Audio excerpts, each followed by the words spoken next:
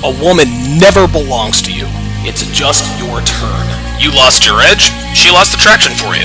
That's how it works. What'd you think she was gonna do? Tell you she cheated? Men cannot afford to get complacent in relationships. Get your fat ass off the couch, start lifting weights, and learn game. You're welcome. And now your man, Donovan Sharp. What's up, guys? It's your man, Donovan Sharp, and welcome, make sure you guys can hear me, to the 1204th episode of TSR Live, your daily dose of toxic masculinity, misogyny, and small dick energy. It is Tuesday, November the 18th of 2025. It is good to have you guys in today. Thanksgiving. It is 9 short days away. Man, dude, 2025 has gone by very, very quickly. God, time, I'm gonna tell you what, man, time goes by very, very quickly. It really, really does, man. It seems like only yesterday, Dev and I made the cross-country trek from Philly from Cherry Hill, New Jersey, all the way out here to Reno, Nevada, and we're about to celebrate our second Thanksgiving since being here. It's just, hey, I'm gonna tell you what, dude, time just absolutely flies. Holy smokes, absolutely flies. Shout out to Phoenix Light Games, who actually made me aware of this Myron Gaines, Candace Owens interview. I was not aware that Myron was going to be doing this interview. You guys know Myron and I are good friends. We talk, but we don't. We're both very, very. We're a lot busier than we used to be, so we don't have quite as much one-on-one time to sit around and shoot the shit like we used to. We definitely text every day, probably talk about twice a week. But when we talk, we very, very, very rarely talk about content and this and that and the third. Very rarely, very, very rarely. When Myron and I talk, man, we talk about personal stuff. We talk about personal stuff. We don't talk about, hey, did you see the, Coach Greg Adams, Andrew Wilson interview? Did you see, this or that, the third? No, as a matter of fact, I can't remember the last time he and I talked about content or content creation. So we'll see what happens. Bigoli says it's been 2 years today, Donovan. No. We moved out here. So we arrived here in Reno on July the 24th of 2024. So let's see, July, August, September, October, November. So we've been out here, it'll be 16 months. We've been out here for 16 months, almost a year and a half. And it's just amazing. It's amazing how quickly time has flown. It's insane. It's insane. Trini Boy 32 with the early $2 super chat. Appreciate that. Tazi says this was an awesome podcast, no spoilers, but obviously extremely insightful. Yeah, this is I think one of the main reasons I want to react to this, not only for entertainment purposes, and obviously I'm a reaction channel, but I want to be informed. There's a lot going on the conservative side that I'm just not privy to. Yes, I'm aware of the Charlie Kirk situation. Yes, I'm aware that Donald Trump and the tariffs. Yes, I'm aware of the whole government shutdown, the repercussions of that. But I'm not aware of there appears to be some division going on the conservative side. And this is in politics and on YouTube. Of course, there's always been infighting amongst the red pill. I've never understood it, but it is what it is. There's a lot going on, on the conservative side. What with Brandon Tatum, Jason Whitlock, Myron Gaines, the Charlie Kirk assassination, Candace Owens, obviously voicing her theories on why we have been lied to about what's going on, what had gone on with the Charlie Kirk assassination. And so I think this is going to be a very informative podcast for all of us, to be honest with you, to be quite honest with you. So Zach Brinkoff says, hope you looked up that information I emailed you last time. I do not recall what information you emailed me. If you could refresh my memory, I would appreciate that. Bigoli328 says, yeah, I saw the tagline for this interview, but didn't get to see it. I was watching CGA, as you should. Nate Ward says, I hate using this vid to put me to sleep, but Don, you do a hell of a job, and I love you for it. Fair enough.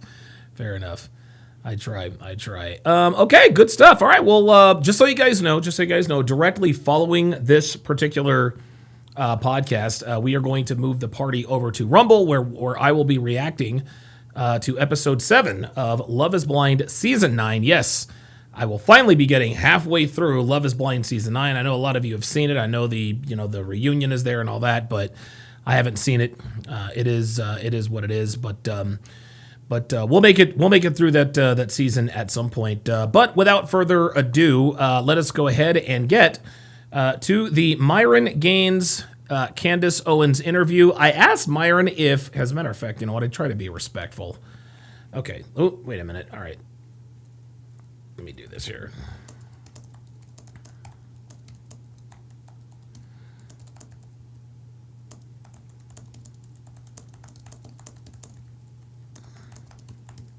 There we go.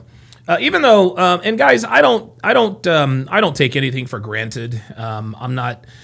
If anytime I react to someone's video, because you guys know I know a lot of high-profile content creators.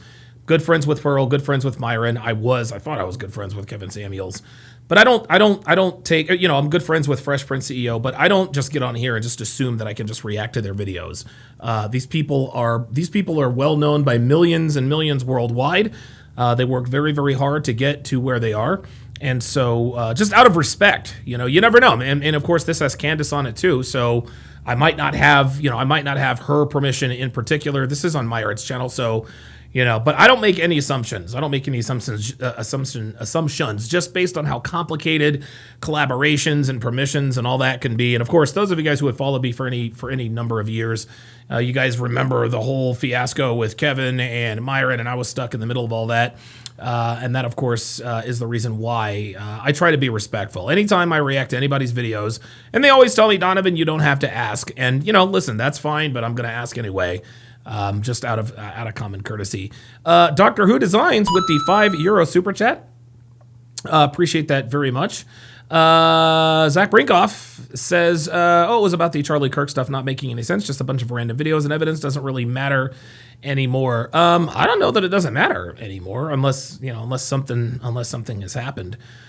But okay, so without further ado, let's get into the Myron Gaines and Candace Owens interview. Here we go. Who do you think is the most responsible? Why would they want him gone? I think Charlie was not allowed to be anything but a Christian Zionist, and he was changing in the last few weeks. Everything began ratcheting up after Tucker Carlson hit the stage. That pissed him off. It was like a full court press effort to lie about everything. I do not like the way Turning Point is behaving. I've made that clear, and nobody is going to emotionally manipulate me and tell me to attack Turning Point would be to attack his legacy. Charlie told me years ago he was having a ton of visions and was telling me Turning Point was going to be the death of him. He knew he was going to die young, and strangely knew that I was going to be the only person to defend him. Wow! Holy shit, man! Okay, Candace, thank you for having me here. I'm excited, and thank you for making it work on short notice. Of course. These are crazy. Okay, so this was on short notice, so Myron probably didn't realize he was doing this interview until the day before. Crazy times, so I totally, we got to be careful about where we're at, right? Right. So It's been a while since we last spoke. Last time you were on, I remember we did After Hours where you were saving a few women's lives, and I did want to tell you this on camera. One of the girls that you spoke to actually quit OnlyFans on that day. What? Wow. Yeah. Get out of here! How about that? And guys, if you go back, I reacted to the Candace Owens appearance on After Hours, and I'm gonna tell you what, you guys don't have to go back and watch my reaction. Go back and watch the original. And what I want you guys to do, is I want you to pay close attention, because there were several young black girls on the panel. Dude, they were ratchet OnlyFans girls, slick talking tattoos. Candace had these girls' attention. Guys, listen. I have never seen a group of black women paying attention to anyone or anything as much as I saw them paying attention to Candace. It was a sight to behold. It was a sight I could not believe what I was watching. I was like, you got to be kidding me. Candace Owens is Candace Owens. We all know who she is, and and what she stands for. And yet she held court in after hours, and I can't remember not one black girl disrespecting her in the least. Every time Candace opened her mouth, those girls shut up and they listened. And towards the end, they actually started to ask her questions about how to clean up their act. That is incredible. Wow, good for Candace. Good for Candace. It was a good conversation. Yeah. I It feel like a was. lot of people think that, I guess, those conversations are not worth it or the show is all theater. But for me, I want to sit across from these young women because anybody's life could have ended that way. You know what I mean? Like I could have ended up being one of these OnlyFans girls if there weren't so many like life interventions, because it's just being sold to women so much that this is the easy way out. You know what I mean? So Yeah, but I wanted to make sure I told you that, you know, on camera, that she literally quit like not too long after you did that show. So about that's that? great, saving lives. that makes me happy. So kind of with that, I saw that you did a debate on Jubilee with a bunch of feminists. Of course. Obviously, we're in a modern day age. Things have changed quite a bit. We've both been pretty critical of feminism, but I think with what you're doing, you know, you're able to really reach a demographic of women that just guys like me and Andrew Tate and others just aren't going to reach, because, you know, we're abrasive in the way that we get it. So they might want, you know, another female's perspective on, you know, the detriments of feminism and everything else like that. Right. So kind of given how society is now, how do you see feminism today with young women? And then what do you predict is going to happen in the next 5-10 years? Are we getting better? Is it getting worse? What are your thoughts in general on that? So I was actually very interested in Tate culture, I guess I'm going to call it. So I'm going to put you in that orbit of Tate culture. Oh, by the way, you guys see how I hucklebucked my light apparatus? We all do this to an extent, man. Like I've got thousands of dollars. I've got thousands of dollars worth of equipment here in my studio. But as you guys can see, dude, I just used a cascade thing, to so there's a little peek behind the curtain, or in front of the curtain. I don't know. You guys get it. Sure, all of these male influencers that were coming out and calling girls bitchs and hoes and all this stuff, and people sat back and were like, "Oh my God, this is horrible," whatever. But I'm like, wait a second. Whatever you think about him, whatever you think about Tristan, whatever you think about Myron, this culture got very big very quickly, and there's got to be something there, right? There has to be. So that was the reason why I flew out to meet Andrew Tate. There was all these conspiracies that I knew him before, and all. I met Andrew a total of 2 times before I did his show. My husband hung out with him maybe 3 times in his life before him and I met. He was actually friends with PJW, and that's how I met Andrew. Gotcha. So we were. Oh, how about that? Okay. Husband was actually friends with PJW.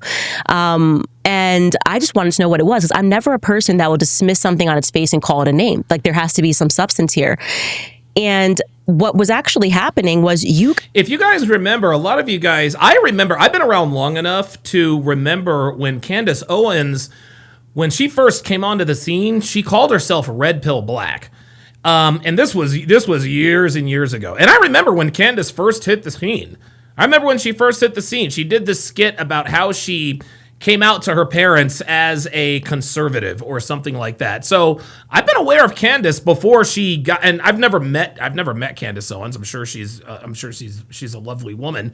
I've never met her personally. I don't know her, but I've watched her ascent from the start. I remember when she called herself Red Pill Black, and I think that was probably right around the time she was made aware of the Red Pill got space. Andrew Tate and Tristan Tate, and you got Myron Gaines because you perpetuated a culture of Lena Dunhams, right? So you're acting like men just got tired of it, is what happened. And finally, men looked around and somebody stood up and said, it's actually okay to be a man.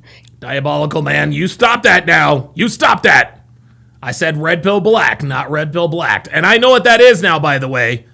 I know what black means, by the way. And you don't have hey man, you ain't slick.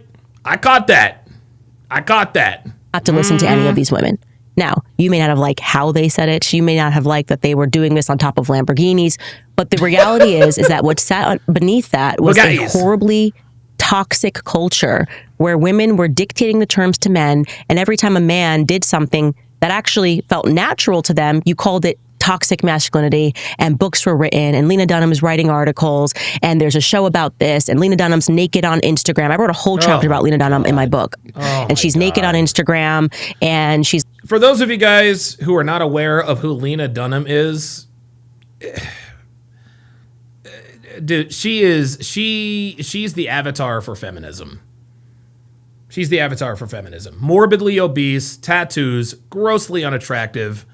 Ay, ay, ay. Lecturing you if you don't want to see her. Doctor Who Design says, "How do you know, Donovan?" This is interesting. Let me just divert here very, very quickly. Let me just give you guys sort of a quick update. For those of you guys who are not aware, I used to have a severe porn addiction. I mean, dude, I was masturbating to pornography, dude, 2-3 times a day. I had to stop at the age of 37 because I was experiencing serious side effects, erectile dysfunction. I had no energy. Like, I remember, dude, I will never forget. I knew that I had to stop watching porn when after I masturbated for the first time in the day, I went right back to sleep. It was almost like I had no energy after that, like absolutely zero. So I was like, okay, maybe my testosterone is being drained by stop watching. Okay, so I stopped cold turkey. It was hard, but I did it. That was when I was 37 years old. My mentality and everything, all of that changed. Physiologically, there was definitely an improvement, but not the kind of improvement that I want. That's when I first discovered testosterone replacement therapy. So I got on TRT, and of course, now I've got testosterone running through my veins. And of course, you got testosterone running through your veins. Dude, I tried masturbating one more time. After that, went right back to sleep. It was right then and there where I knew that even though I was on all this testosterone, masturbation was hazardous to my health. I just could. I mean, as soon as I would masturbate, guys, all motivation, all drive, it was all gone. It was all gone. So when the whole what was his name, the no jumper guy, the Adam 22 guy, talked about Lena the Plug, everyone's talking about, yeah, she did this scene with this Jason Loveless guy and da da da da da da, and I didn't know who the hell he was. And guys were like, yeah, Jason Love. He was like, oh, yeah, this is Jason Love and da-da-da-da-da. And then little by little, they were like, yeah, you have to go to blacked.com. And I used to call it Black, and I don't know what the fuck it was. And so I Googled what is Blacked, and I quickly found out that Blacked was, of course, Blacked. So there you go. But I do know what it means now. So there you go. Overweight, naked, and tatted up.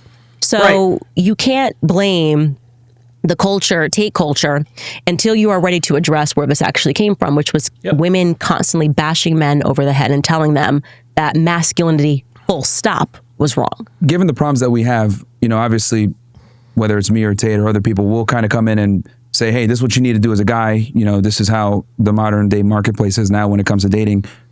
What's your approach to kind of combating this problem? Breaking news, the Congress has passed the Epstein Files bill. They're going to send it to Trump for a signature, so we'll keep an eye on that. From a female perspective. First, you have to understand the origin of feminism, right? You have to understand that this was not a culture and an ideology that came because they wanted women to have equal rights with men, okay? This was a CIA-sponsored PSYOP. Gloria Steinem was sponsored by the CIA. Yep. Okay, these protests were sponsored by men in government. A lot of them homosexual, actually. And the reason for that was simply because they wanted to tax, it was actually twofold, I would say. They wanted to tax household income both ways. Mm-hmm. And also they wanted women to, instead of focusing on their kids, which comes natural to women, right, to be the quote unquote, like I say, CEO of the household, they wanted to remove that and to have the children given to the government for 6 hours a day. Oh, Captain Stransky says only the unclassified. Well, what's the point? If it's going to be unclassified, if it's going to be...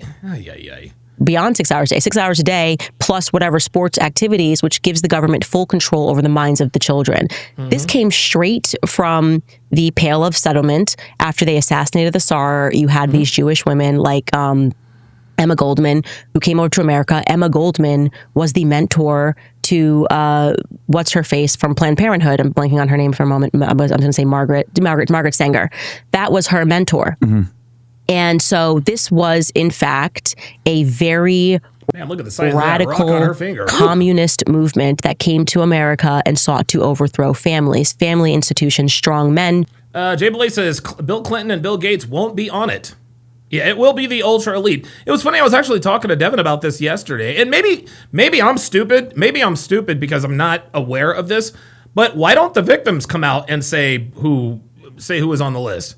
I mean, because if these ultra elites were having sex with these victims, wouldn't the victims know who they were? I don't know. Maybe there's something I don't know. Feminine women stands in the way of government and absolute control. In your book, Make 'Em a Sandwich, what are some of the things that you tell the women? Because I'm assuming it's a book that's going to be centered around how women can kind of get in the marketplace, find a long-term partner, get married. What are some of the strategies that you tell women to implement to find a partner? You don't have to give it all away. Yeah, maybe no, one it's or fine. two. I don't even try in my book to sell that. Yeah, Winning 33 says, to me, was never surprised Trump is on files. Is he actually a pred is another question. Yeah, I've never seen you in here before, Winning 33. You hate Donald Trump, and you hope that he is, you don't care whether he is a predator. You really don't care whether he's a predator. You just don't like Donald Trump. So just come out and say you don't like Donald Trump. Instead of saying you don't like predators, just come out and say that you don't like Donald Trump. It is what it is. A strategy or a technique. I just tell the truth. So here's the history of feminism. Here's what we were told in school. Here's actually how it went down, right? Knowledge is power. I give them the actual statistics, the fact that what was sold to you was you were going to be just like a man and you were going to be happier. Women are actually more miserable than they've ever been. You better believe if you go back and you ask most women about their grandmothers, they remember. I remember there was an article that I actually broke this down a while back. The avatar or the... what is it? The statistics or the avatar for the miserable woman. She's a 42-year-old lawyer or nurse who is unmarried, single, and childless. Or grandma being happy, right? So. Oh, okay, got it. Oh, that makes sense. Okay, Jay Blaze is right. Yeah, the NDAs and the powerful can hurt them. Okay, that makes sense. Okay, see, I knew there was something that I knew I wasn't connecting the dots there. You guys can tell that conversation is above my pay grade. What they actually sold to you, now you've achieved this equality, quote unquote equality, and women have never been more miserable, and women are popping more pills than they were popping. That's right. And yes, popping more pills. At least 25% of all women. At least 25% of all women are either on antidepressants, anti-anxiety drugs, or some combination of both. And finding it harder to find a partner and wondering why. Well, it's because you attacked natural masculinity. You told men that they shouldn't be allowed to lead. Women have to lead. Winning 33 says, I think Trump was the best president in a long time, but I am anti-elites in general. Not the cap. That's cap. No, you don't know. Listen, it's not a crime to like Trump. I'm not telling you that it's, or it's not a crime to dislike Trump. It's not a crime to hate Trump for no good reason. My deal is just be honest about it. And actually, you didn't want that, right? Captain Cord says, what's up with nurses? Yeah, nurses are hoes, bro. Nurses are hoes. Everybody knows. Were convinced psychologically in a classroom as I was. Michael says, good evening, Donovan. Do you find Candace Owens attractive? I do not. Look. Candace, to me, Candace Owens, I don't know. I really don't. She's not ugly, I don't think of Candace in a sexual way at all. I don't know, maybe and I know I'm not the only one. I think I'm not the only one who feels this way. I think it's weird. I think Candace Owens is attractive, but I'm not sexually attracted to her. Right? And it has nothing to do with their skin tone. No, black women are not my type, but there are black women I would absolutely stick my dick in, dude. Paula Patton, oh my God, Megan Good, Kerry Washington back in the day. Dude, Stacey, so it's not I don't know, something, and also I think she's a little bit too masculine for me, and I think it's her profession that has made her this way, but is she attractive? She's not ugly, but I'm not physically, sexually attracted to her. And maybe it's because I've only seen her on the screen. Maybe if I got in front of her, maybe if I met her, maybe if I saw her figure and I saw she had a little bit of a donk and some boobs, I'd be like, okay, all right, Candace ain't bad. But for now, not yet. Ice Dragon Kid says Candace can get it. Yeah, listen, it's weird. Candace Owens, this is funny. Candace Owens is a lot like Hillary Duff. There is sort of an ongoing debate in terms of whether Hillary Duff is hot or ugly, because Hillary Duff she looks very, very different. She's not traditionally hot, but some people are like, oh my God, Hillary Duff is nasty hot. I think Candace Owens could fall into that same category. She's not ugly, she's attractive, but I don't know. It's weird. It really is weird. I guess the short answer is I guess. Was back when I wanted to be a feminist, or I see. Jay Blaze says, I'm not attracted to black women, but I find Candace attractive. Okay, all right. I thought feminism was cool, and you should know that. And I think that that's how you change things. Alaskan K says, nah, dog. Hillary. Wait. Who said something about Hillary? Yeah. Alaskan K says, nah, dog. Hillary Duff is fine, bro. She got cakes. Yo.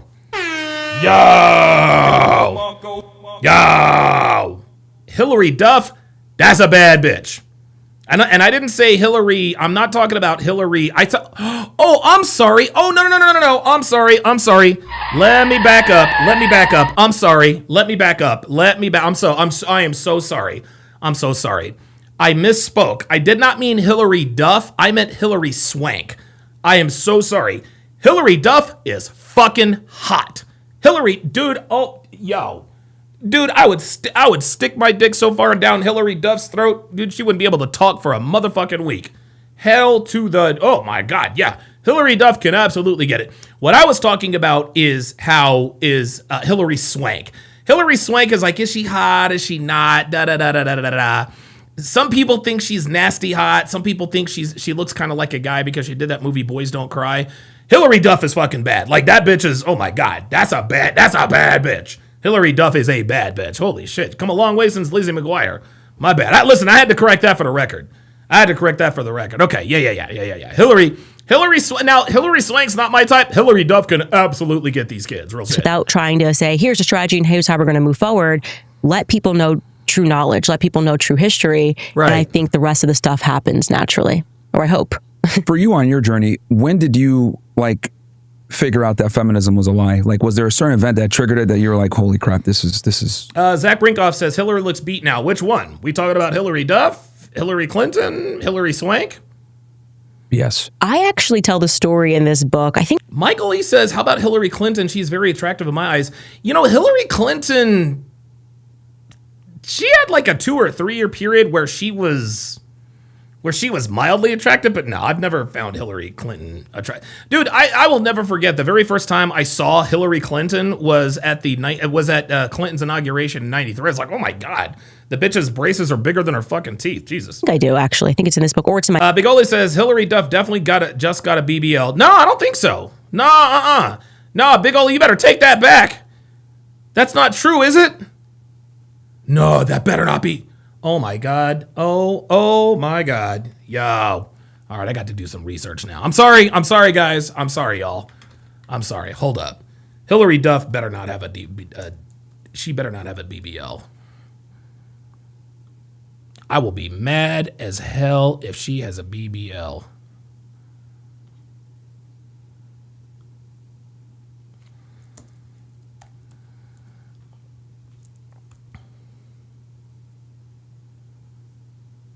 Does she really have a BBL?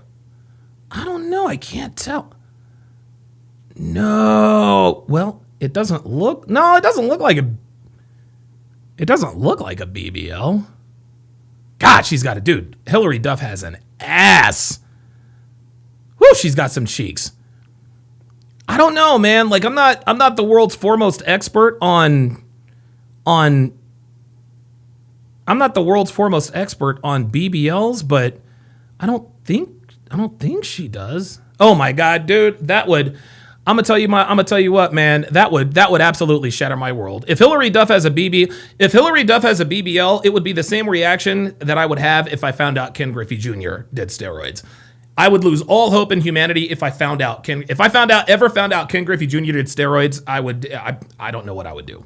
Anyway, my bad. Sorry about that. My last book, actually, it's in blackout, of this teacher that I had. Whoops. And I was required to take a Feminism 101. It was called Women's Studies. Maybe it was Women's Studies 201 at the University of Rhode Island. And at that time, I was like, yeah, I'm a feminist, of course.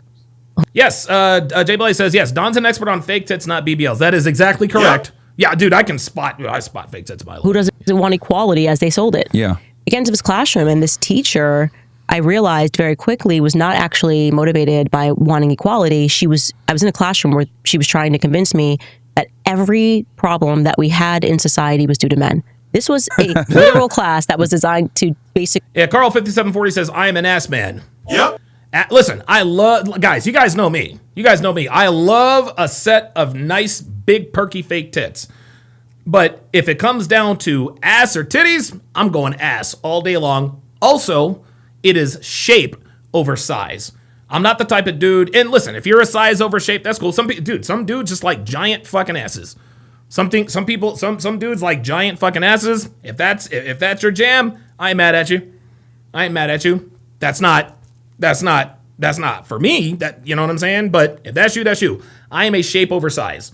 I'm a shape over size. Let me just flex here. So this is Devin. This is Devin. Devin has a great ass. She has an unbelievable ass, unbelievable body. Yeah, there it is. Yeah. Yep. This is the kind of ass I like. An ass that is absolutely, this is us in our hot tub. Javon says, yep, shape over size any day. Oh, yes, absolutely. And Devin doesn't have, how can I put this? Devin doesn't have a big ass. She really doesn't, but she doesn't have a small ass either. But man, oh man, she has, like, dude, she has an ass like a fucking apricot. I can't lie. Let's go. Teach women to hate men. Yeah. Like, no matter, all you had to do to get an A was she would introduce any problem. She could have lost her keys that morning and been like, why did this happen? Patriarchy. Well, you know what? Who designed Damn, Hillary Duff has an ass. God damn. cars? You know who designed cars? Do you know who designed the whole concept of a car key and who designed the couch that you lost it in this morning? It Men. was men. It became to a point where for me, it was like laughable. Yeah. But there was this one particular class where it clicked for me.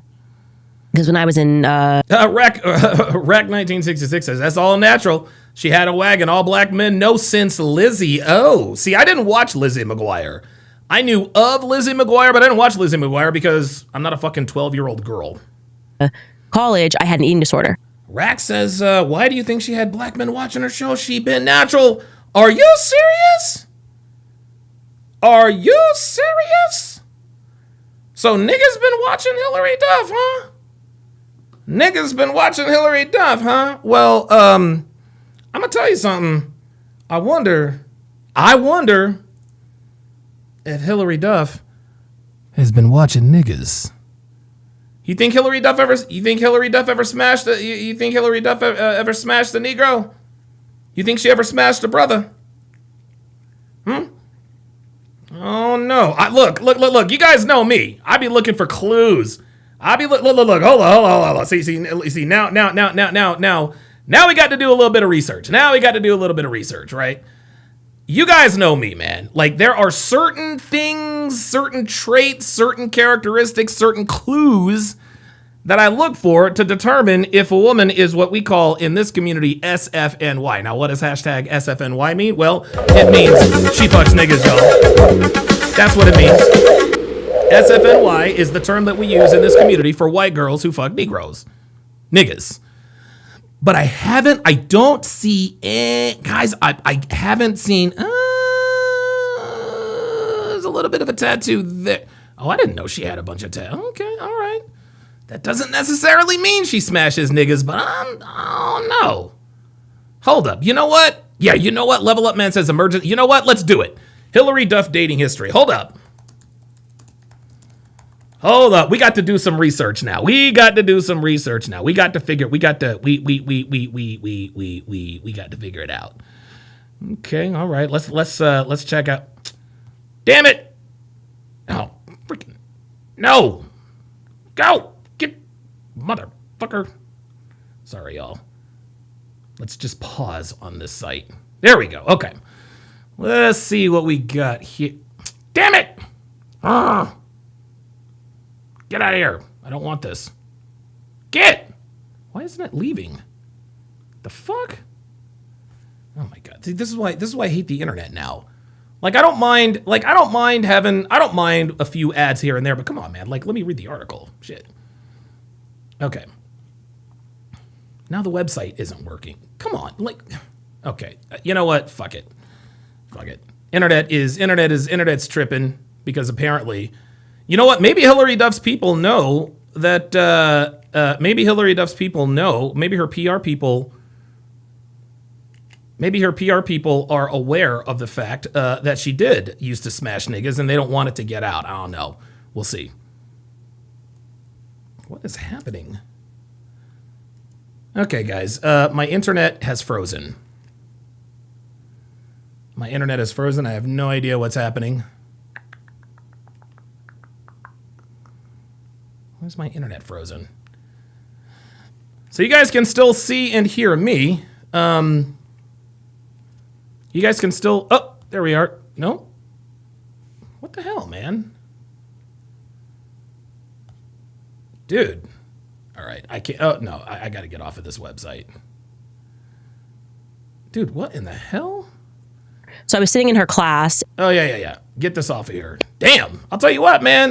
Don't look up And Hillary Duff's... I was anorexic, and she gets into this topic of anorexia, eating disorders, Dude. and she gave us some statistic about the the percentage of women. I do apologize, guys. I looked up Hillary Duff's dating history, and this In Touch Weekly has really fucked up. I positively loathe websites that lock up your computer. I do apologize, guys. I know that this is not... Oh my God, come on, man. Yeah. See that? See that, man? See? Come on, man. Oh, motherfucker. Get out of here. God damn it. I do apologize, guys. Okay, so at least I'm able to...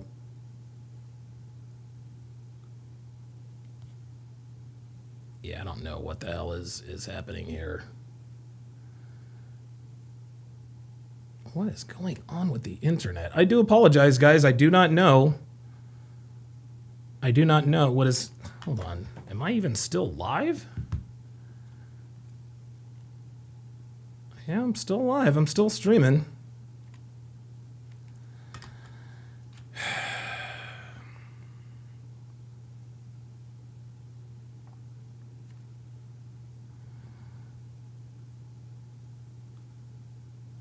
There we go.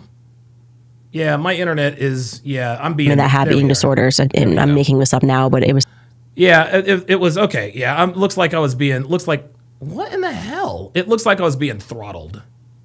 Which doesn't surprise me. All right, let's continue. Like 80% of people who have eating disorders are women. And she asked the class, why is that? And we were supposed to say, and she did say, that it was because men control the advertising agency and men want women to be skinny. And it had literally, I'm sitting here having this experience, nothing to do with a man. Like nothing, no man said you're fat, you have to be skinny. That is completely made up. And I'm listening to her try to psychologically convince me that my eating disorder came from a man when it just factually didn't. Most people who suffer with anorexia know it's a control mechanism. It actually has nothing even to do with weight. It just is like, this is the one thing you can control. And I just kind of called her out on that, and I raised my hand. I was like, whoa, wait a second. Okay, well, let's look at another statistic. What percentage of people are juicing up with steroids, right? That's not a super healthy thing to do. Yeah, Jose Canseco said it was 80% of Major League Baseball. If we said that 90% of it was men, would you have presented to the class that it was because of women, right? Because women are telling them they have to look like this. And she was, when I say... She went white, and she said to me, and I always tell the story on stage, she said to me, I feel like you were sent to me from the men's department. Of course. Yeah. I told her back. You must have been sent to me from the men's department. But I was sent to her from the common sense department. Yeah. Oh, man. So MLD is back MLD is actually in Japan right now. I thought he would be down there with me in Las Vegas for the Las Vegas Grand Prix. So it'd be because of men. So I think that was kind of the first time that it clicked for me that this was some sort of a psychological program. In many ways, I was actually saved by... How old were you at that point? I was in college, 20s? So I was 19. Okay. Yeah, right. it was It was the first year of college. Okay. So yeah, it was a prerequisite. So it was interesting for me, I think. Did that make you shift your priorities? Like... I was never a gun-ho feminist. I just was like in the back of my mind, same way that I was liberal. Like I was never voting Democrat, but if you had asked me, what do you think about this? I would have very quickly been like, of course we need feminism. Yeah. And then I was kind of thinking, man, these women are really annoying in this classroom. Because then there were the majors that were there, you know, the people, these women that were tatted up and like growing their armpit hair out. You know, we had those people in class, and I was like, I don't like any of these. Dude, bitches like that are nasty. Like, if you're a woman and you have armpit hair, you're fucking nasty. I'm sorry. People. So it made me think that there was something more to the feminist movement, I think, which was indoctrination. Interesting. Okay. So I think you've been able to do what every woman dreams of: have a family, have children, have your dream man, but simultaneously being able to also, run a business and do what you want to do. And I noticed when you were... And yeah, Candace is definitely, she is definitely the exception to the rule as far as I can tell. And listen, I tell you guys all the time, and Myron says it all the time, don't date a woman who's on the internet. Don't do it, right? Because 11 times out of 10, they're not going to end up like Candace. Candace happens to be an exception to the rule. Even conservative women. This is interesting. There is actually a woman on Twitter. Her name is Gia McCool.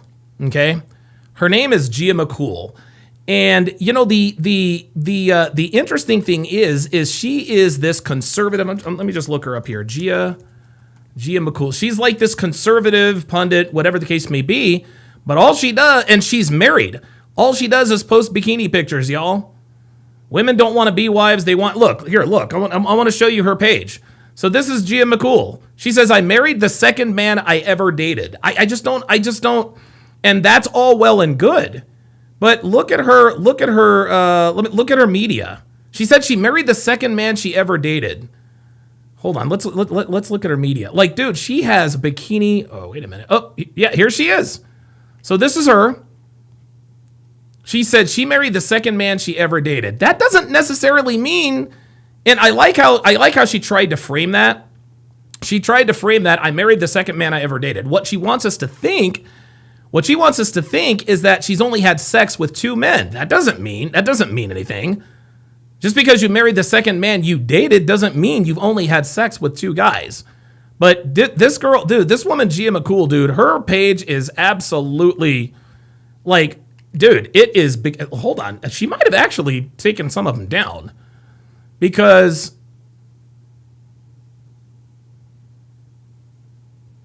it looks like she's cleaned up her act a little bit. Yeah. See this? Yeah, she doesn't, yeah, okay. Oh, see, here she is. See, this is her right here. Okay? This is a married woman. Why are you putting this on the internet if you are a married woman? Like, there is no purpose for this except for male attention. That's all there is to it. She doesn't, it doesn't look like she tweets out as many of these pictures. See, here we are. See, here we go. There she is, Gia McCool, once again. This doesn't look like a woman who is married or in a relationship, right? Look, the seductive posture. Her tits are always on full display. She's wearing, what do they call those? Leggings, like every woman does. Here's something else. Again, this is a married. This is a. Oh, I'm not interested in that. Thought that was a picture. This is a married female. Here she is again, all made up and da. This is a married woman, and again, and she knows Glenn Lawrence and everything like that. But it just like you really do have to. You got to steer clear of women like this. If anybody the only reason why people know what Devin's body looks like is because of me. It ain't because of her. She ain't the one putting up her booty pics. I'm the one putting up the booty pics, and they're on my page. But yeah, she really has. You know what? Let me do this. Let me look this up. Gia McCool Instagram, because she really she really had a lot. Okay, here she is on Instagram. See, here she goes. See, she's on Forbes magazine. I don't know if she's been in dozens of Oh, she's a relationship expert. There you go. See that? She's an attractive woman who's a relationship expert. You can't be a relationship expert if you're an attractive woman. Yeah, see, here we go. Here we go. Influencer extraordinaire. This is a married woman. This woman is married. She has a husband. Why is she putting, and it's funny, she'll put up posts like this to make us think, well, I'm not just putting up booty pictures, but look what she's wearing. Clearly, she is the main attraction. She wants to position this like the recipe. No, the main attraction. Oh, here we go. Dude, Gia McCool, look, she is extremely attractive. Huge fake tits, beautiful ass. I mean, she is absolutely attractive. Another photo shoot, blah, blah, blah, blah, blah. But you guys, this is not a woman. This is not, look, our TradCon's real. Look, there you go. There you go. There is absolutely no reason for a married woman to be putting up pictures like this on Instagram. I'm sorry. There just isn't.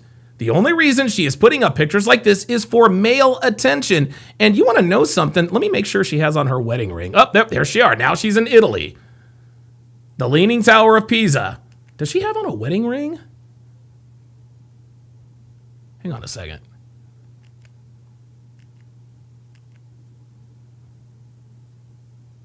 Yeah, your reflection of it. Look, she's wearing sheer see-through stuff. This is not the way a married woman should be acting. And I don't see a wedding ring, y'all. That is her left hand. There is no wedding ring. There's no wedding ring on that left hand. So look, now we look at both of her hands in case we think the photo might be reversed. No wedding ring. Look, here's the bottom of her ass cheek right there, gentlemen. This is no accident. Look, we can see her tits. We can see her nipples. This is a married woman. There is no reason, and this woman calls herself a TradCon. This is not a TradCon, gentlemen, okay? I don't know what she is, but this is not a TradCon. The true trad wives are not on the internet. Except for maybe Candace Owens and, now I'll bet you this is her husband. This better be her husband. I hope this is her husband. If this is not, I'm going to tell you what, if that's not her husband's in big fucking trouble. This looks like her husband right here. There we are. This looks like her husband right here. Yep. That's the only pic. Oh, look. That's the only picture of her husband I see. Who is this? Is that her husband too? Look at this. Look. All of the pictures. Dude, so many of these pictures are seductive. This is for the male gaze. This is for the male gaze. It has nothing to do with being a trad wife or this and that. Look, what does she bring to the table?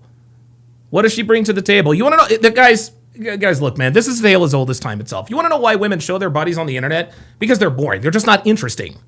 Okay? And this is why women have to show their bodies, because they are simply not interesting. In order to make it in this business as a man, you got to be interesting. You don't have to be interesting as a woman. You just have to be hot. Let's continue. We're debating on Jubilee. Some of them tried to say, oh, well, you're a hypocrite. You're over here talking about feminism being bad, blah, blah, blah, blah, blah. But, you obviously have a lot of things set up where you maximize your ability to be with your family, right? You do your show, get out of there, spend time with your family. What would you say to the people that sit there and try to call you a hypocrite because, you're successful in your own right, but you've been able to also balance a family, which many women can't do. They want to do it, but they can't do it. What would your response be to those critics? First and foremost, do not allow people to rule you by exceptions. What I mean by that is it is such a mistake to look at my life and to say, Candace did this, and so therefore I... Yeah, the Level Up Man says, want an example of a model that is a potential wife? Hannah Jeter. Her socials are non-existent. 100%. 100%. And this is why she is married to Derek Jeter. Can do this. My life is actually exceptional, right? We are sitting in my house. I do things on my own terms. I wake up in the morning. I get to homeschool my kids, right? I'm homeschooling my children for hours. That's now very important to me. I get to do a podcast from home, and I am actually doing something that I enjoy, right? What is the number one thing? If you find any woman that makes it and she's successful, what is she doing? She's tapping into her femininity, communication. Women communicate more than men. I have a whole chapter on this. If you have a daughter and a son, you know this. Girls start speaking faster, and we will speak more words from men for the rest of our lives. And when you actually look, and I ask people in this chapter, if I ask you the question right now, who is the most successful man in the world? Just give me your answer. Jeff Bezos. If you have to name a couple of them. Jeff Bezos, Elon Musk. I was going to say, like, from a financial perspective? Just T. Mills says, Don, I heard you lost a fight a few years back and claimed you won. All right. Yeah, sure. Full stop. Why don't you... Okay. I have no idea what you're talking about. You're just trying to start shit. So. If I said who's the most successful man in the world, who would you you could say like the richest guy in the world who I would be Elon, even though it pains me to say that. But Okay, yeah. No, but that's the It pains me to say that because, again, money and status and power can only get you so far. If you have a history of women disrespecting you, men don't look up to you. right. Well, You would say yeah. Elon, or you would say something based on meritocracy, finances, and you would status. say Jeff Bezos. Everyone Precisely. would say the same answers, right? Yes, if I ask right. you who is the most successful woman in the world, what would you say? That's where it gets. Yeah, Right. that's. I see Yeah. what you're But saying. like, what is it? Like off the top of your mind, like what All right, T Mills, I've timed you out for 5 minutes, 10 minutes. what are the names that come to your mind? yeah, it's an ambiguous. Like you're like, okay, well, are we going to go off career? Are we going to go off where but person? most Man, people it's would like, say like Taylor Swift Yeah. or Oprah. These Okay. women are Beyonce. nowhere near the richest women in the world. Nobody knows the name of the richest woman in the world. And so I go about through this in my chapter. Yeah, you'd say Beyonce. I'm like, these are the names that you would say off the top of your head if I asked you who was the most successful. Nobody knows. Everybody knows the names of the most the richest men in the world, and yet nobody knows the names of the richest women in the world. Good right? point. Nobody knows the names of them. And the answer is a Russian woman. Max says, Don, you have the worst trolls. Yeah, they just come in here and just make shit up. I heard you won. I heard you lost a fight. You claimed you won. Huh? I talk about this in my book. I'm like, nobody knows her name. And the women that you do name actually all tapped into. Red Shed asks a very good question. Says, Donovan, what do you think of a guy being a stay-at-home husband for a woman who is rich, like net worth over $500 million? Does money at a certain point erase the, quote, shame of not being a provider? You, as soon as you said, what, let me just answer your question. What do I think of a guy being a stay-at-home husband? Yeah, don't care. I don't care if her net worth is, I don't care if her net worth is $3 billion. A stay-at-home dad may as well be a eunuch. Stay-at-home dad is, Stay-at-home dad is an absolute L. I don't care what the context is. I don't Their care. femininity. Taylor Swift was writing songs about relationships. Yep. She was writing songs about looking for love, and women flocked to this. Oprah was communicating to the housewife, right? She was speaking about issues.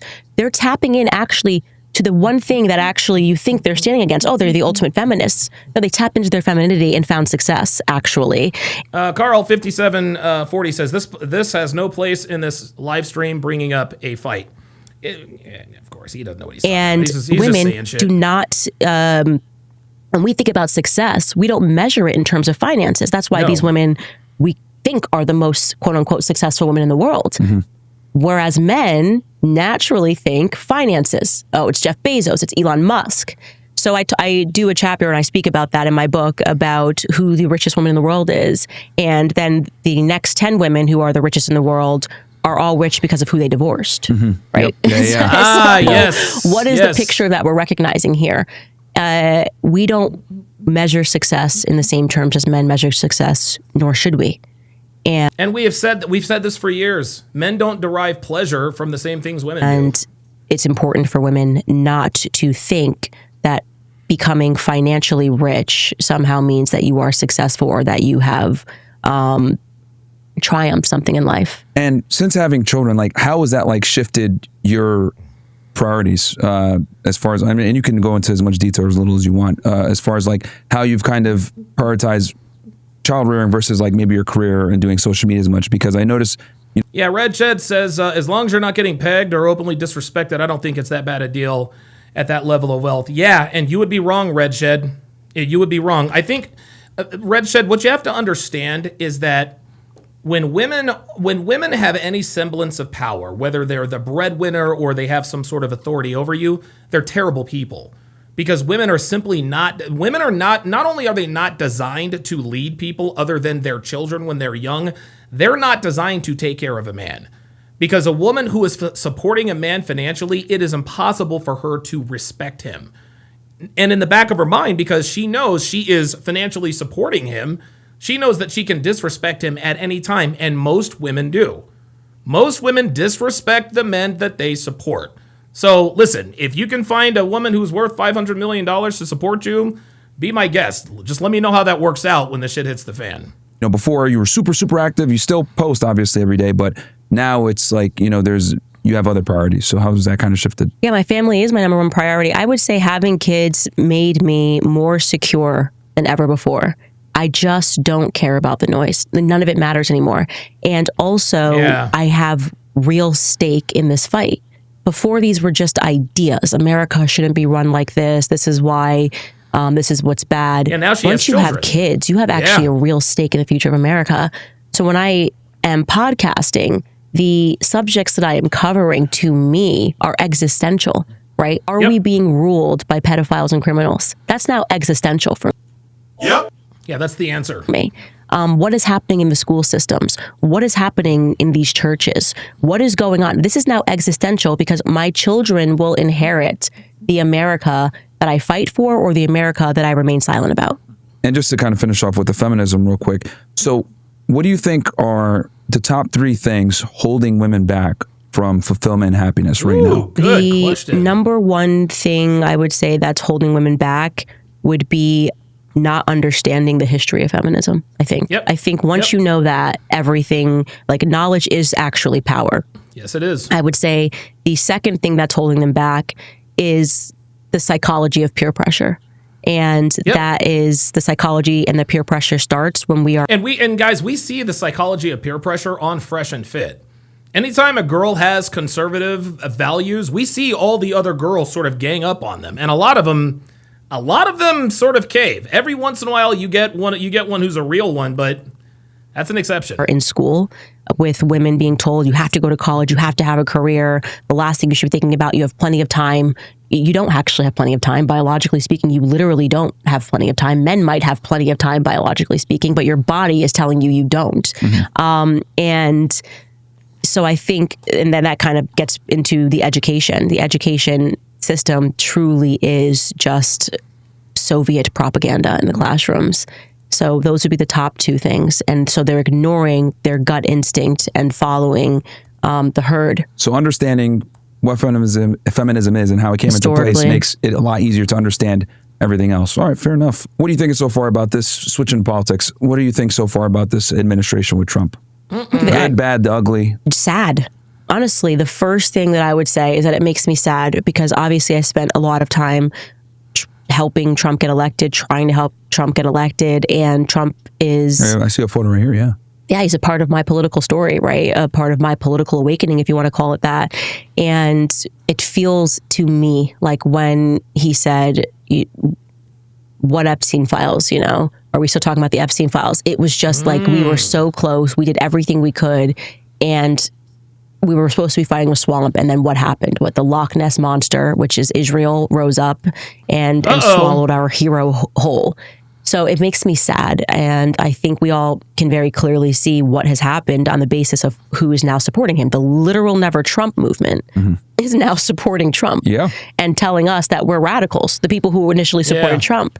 So there's been a complete flip, and they're trying to use this mechanism of psychology to convince us. Well, it doesn't matter. I mean, he is the second president. He is the second president to win 3 straight elections. The first one was Franklin Delano Roosevelt, FDR. Oh, sorry about that. Oh, that's Walter. Sorry about that. I didn't know you were down there. Franklin Delano Roosevelt served 4 terms. He went senile at the end of his 4th term, towards the end of his 4th term, and that's why presidents now can serve a maximum of 2 terms. Oh, we just got here, but we noticed this rot, which is the original MAGA movement. It's completely ridiculous. Yeah, Michael Lee says, Donovan Candace is very attractive. Black women, I love the way she talks. It's not ratchet at all. Yeah, I mean, she's just not my type, I guess. I'll just put it Tactics aren't working, but I think it also indicates to us that there is something very scary and sinister that is in DC, right? That turns good men, it petrifies good men that go in maybe with the best of intentions, and then they see something else. Like, what happens to these people? We don't know. Like, day in and day out, Kash Patel and Dan were saying, we're going to do this, we get the FBI. Now they look petrified. Actually. There's nothing here actually to see about these Epstein files. What are you talking about? You kind of made your show off of what... Look, man, if Trump is on the if Trump's on the Epstein list, he's got to go to jail. We need to happen with the Epstein files. So it's sad. So if you were to rate him, because people have asked me this question, so now I get to ask someone else. What grade would you give him right now at this point, based on, obviously the Epstein files, I agree with you, it's a huge debacle. It's going to probably be a huge negative in his legacy at the end of the day. If you had to grade his presidency so far, we're 11 months in roughly, what would you say? So I would say I'm biased. So if you're asking me to grade, you know how you would have those teachers where if you would take a test and they would automatically flunk you if you didn't put your name on the paper? Oh, yeah. The Epstein thing for me is like automatic flunk if you don't put your name on the paper, right? Yeah. So if like I'm a mom now, so this was the most important. Oh, Michael Beverly says, "Oh, your history is wrong. FDR died in office during World War II. That's why they made the 2-term limit." No. Hold up. I remember FDR senile. Yeah. While FDR. Oh, it says okay. So maybe I used the wrong terminology. Because that's what I was taught. But here's what it says. It says, while FDR was not senile, he suffered from significant cognitive decline in his final years due to vascular dementia, likely caused by severe hypertension and other health problems. Medical historians and researchers point to his deteriorating health and cognitive issues, which may have impacted his ability to negotiate with leaders like Stalin at the Yalta Conference. There it was. Well, he definitely wasn't senile, but he certainly wasn't. Maybe I used the wrong word, but again, symptoms of cognitive decline, vascular dementia. These are obviously age and health related.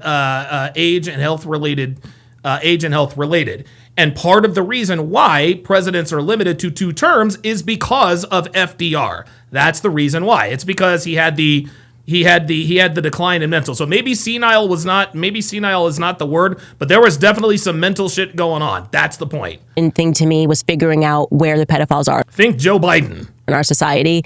And That was your number one voting. this for me, becoming a mother, because you have to remember Epstein, and I did a partial series, a mini series on what we discovered about him. He just got pulled through the ranks, right? Bankrupted Americans. Same thing with the Maxwell family. Bankrupted people in England. The Maxwell family, by the way, she's talking about Robert Maxwell, the father of Ghislaine Maxwell, who was the right-hand man person for, almost said Theo Epstein, Jeffrey Epstein. And was allowed to do this. He had absolutely no background. He was given access to children. He had an office on Harvard campus despite only having a high school diploma, which I can't even verify his high school diploma, if I'm being honest with you. And this was going to show us everything. He had access to Hollywood. He was working with Weinstein. He had some notorious fight with Harvey Weinstein right before Harvey went down. So now I'm kind of going back in my mind and thinking that's a question I should probably ask Harvey Weinstein is what. Yeah, Robert Anderson says now we need term limits for Congress. Yeah, right. They were fighting about. And he had access to models. I mean, this man was just handed the keys to Les Wexner's empire, which even how that empire started has got a shady story with a guy who said that Les Wexner was the literal devil. He was the guy who controlled Victoria's Secret. He said, this man is evil. And then suddenly that guy jumps off the Golden Gate Bridge and decides to give his company to Les Wexner. That doesn't really make sense. So we had this... It got too hot. That's what it was. Rare opportunity. By the way, guys, I'm looking for a raincoat for Fernando because, like most little dogs, he hates the rain. Any recommendations would be greatly appreciated. To really understand how the Matrix was put together, in my view. And Trump took us to this line and then balked. And I'm not sure why he did. Okay. Maybe it's because he almost survived his assassination attempt. He survived his assassination attempt. Yeah, 2 of them. 2 of them. And maybe they put him in a room and said, here's how it's going to go. Mm-hmm. So I'm going to try not to judge him because I don't know what he is going through. But for me, the Epstein files was a name on the paper. So what are your thoughts on the current news? Because it just resurfaced again. They're, in the process right now of getting everything classified. I understand that there were a bunch of emails that came out. And it's coming back up again. I can tell because I'm seeing nothing but CNN clips on it. Anytime they love to hit Trump when it comes to this Epstein thing. Mm-hmm. What are your thoughts on the latest information that came out recently with the emails and everything else like that? When he initially balked on discussing Epstein and Pam Bondi did the whole crazy bit, I was told that it was because there was donors he was protecting, and that makes sense to me. I have never felt, and I'm a pretty good vibe person, Trump's not into kids, right? Mm-hmm. So the nature of the emails, was he at a party when... people should just think about that. People say, oh... There we go. Was he at a party where some shit went down? And they're going to try to tie him to that. They... exchange, like he was on his plane. Swoops quadruple 7 says no one gives a fuck about Fernando. Whoa, wait a minute. Swoops, Whoa. Bro, you are really pissed off. No one gives a fuck about Fernando? What? Dude, like, who pissed in your cornflakes today? Number one. Number two, what did I ever do to you? Jesus, I swear to God. I'm gonna tell you what, man. You know what? We are getting close to the holiday season. We are getting close to the holiday season. As we all know, Thanksgiving is a week from Thursday. And so that's gonna cause people to come in here and become super trolls. But dude, Jesus Christ, man. Whew. Chill out, my guy. Oh my goodness. Never on the island, but like was on the plane or was at a party. What did Fernando ever do to you? If you were at you live in Miami. If you were at a party, the idea that somebody could be at any club that you are at or any party that you are at has somebody that's underage and looks like she could be 18, and that doesn't really track to me as any evidence of anything other than the fact. And that's what they're going to try to do. What they're going to try to do is they're going to say, well, Fernando. They're going to try to say, well, Trump was at this party. Oh, Myron said do it. Okay, cool. Thanks. Okay, cool. Got permission from Myron. Yeah, they're going to say, well, he was at this party where some shit went down, and they're going to use that to try to tie it. Yeah, that's that he was at a party once, and Jeffrey Epstein was very clearly running a sophisticated network and a blackmail ring. So I don't think that whatever they have on Epstein with Trump and Epstein is going to implicate Trump in any of that stuff. Yeah. And I've been around him. Trump has a type, and I have never felt that vibe from him at all. But I do think he's protecting some of his donors. I do believe that. Yep. Because I look at them and they just creep me out. And he took a lot of money from Miriam Adelson, the Adelson family, hundreds of millions of dollars from Miriam Adelson. And I think that's kind of the beginning of everything. So when they started leaking these emails, I read it as like a public threat to him. Maybe they're arguing about something in the background and he's holding the line on something. So because they obviously have all the Epstein stuff. He was their blackmail guy, you know? Hey, Fernando was at the party, but he wasn't involved in any of those shenanigans. And allegedly. And so if people don't listen, they probably do a little trickle. That's how I read it. I read it as like a public threat, and they want something from him, and they're going to be like, capitulate or we will hit you with everything they have. And we need to have a leader that just comes right out in a press conference and says, they have this about me. They've been threatening me with it. I'm going to tell them to release everything, and I'm going to hold the line. People would cheer. We wouldn't even care. We'd be like, okay, like as long as you are not implicated in harming children, right? I can deal with you being at a party that Epstein was at and finding out that whatever it is that they have on you. That's my gut instinct about the whole thing. Yeah, no, I agree with you that I think he doesn't give me the vibe that he's like doing that type of thing with children. But I do think that maybe there's something in there that looks really bad optically, and that's might be why, or to protect donors, like you said. Because I think, in my opinion, I think Candace is right. I think Trump is absolutely protecting donors. They are absolutely protecting donors. He is absolutely protecting donors. I look at it like if there was something really bad like that, the Democrats would have exposed that during the Biden administration if there really was. So, that's another thing as well. Speaking of the Zionist lobby, we're talking about Miriam Adelson and Epstein and everything else like that. Last time we spoke, you were literally like a week or two before you left Daily Wire. It's been a while now. And obviously a lot of things have transpired, right? You've had a meteoric rise. Congratulations. Meanwhile, your opposition, Ben Shapiro, has had a meteoric downfall. Can you kind of take me through that day of what happened when, because I remember you had been in Miami for a bit, and then I think you might have went back to Daily Wire for like a day or two, and then they said, hey, we're going to get rid of you, blah, blah, blah. Can you kind of take me through how that all transpired and how you've been able to kind of use that cancellation from their perspective to just utterly destroy them and flip the roles? So, gosh, I was fired in, March of 2024, and I obviously was very surprised about it. I did not know it was coming.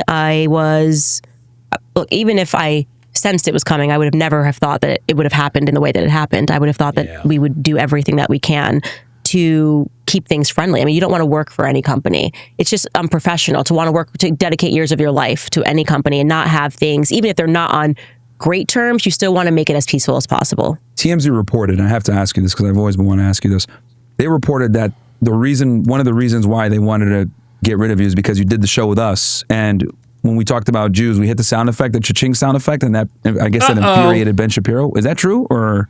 Oh. I know where that leak came from. Okay. And it came, gosh, am I allowed to say anything about this?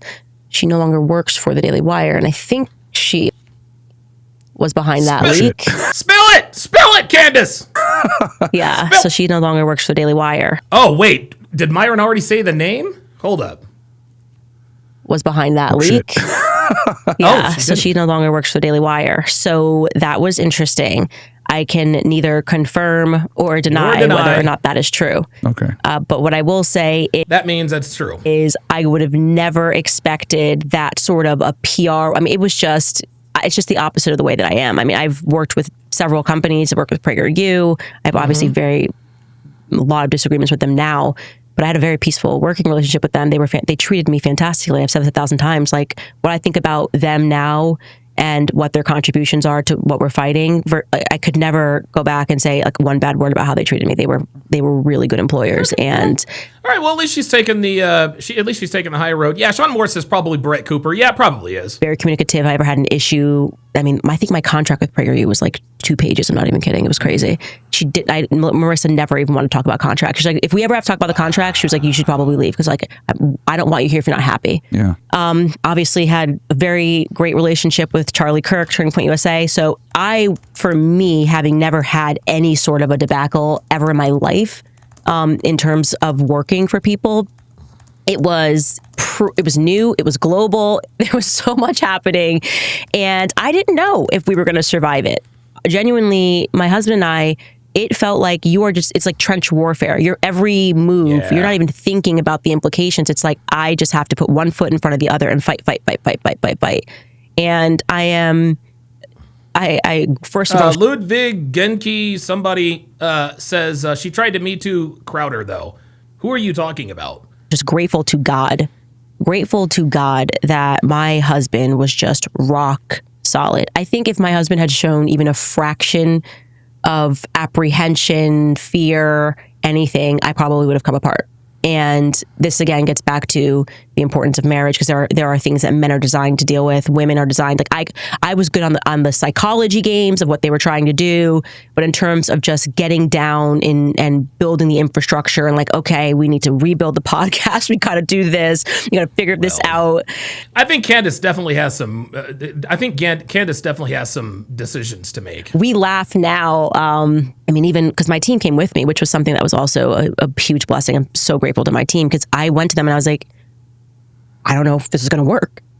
We can't offer you health insurance. We have nothing. So if you leave the comfort of where you are taking a risk. Yeah. And we don't know where this thing is going to end. And also we're like being banned from society also. So the chances of this podcast working when we're banned from everywhere, even YouTube demonetized us. It was slim to none. And they were just like, we're coming with you. So to look back on that, it's just a tremendous amount of gratitude and appreciation for the audience, my team, and first and foremost, my husband, So he helped you through that process? Because I remember like it was all over the place, and obviously there was an enormous amount of pressure, but you were able to use that to your favor. You get let go from Daily Wire. Yeah, that was very good what she did strategically. She definitely made the right move on that. You start up your own thing, and obviously this topic is a very controversial topic when it comes to Zionism, Jewish power, and these other things.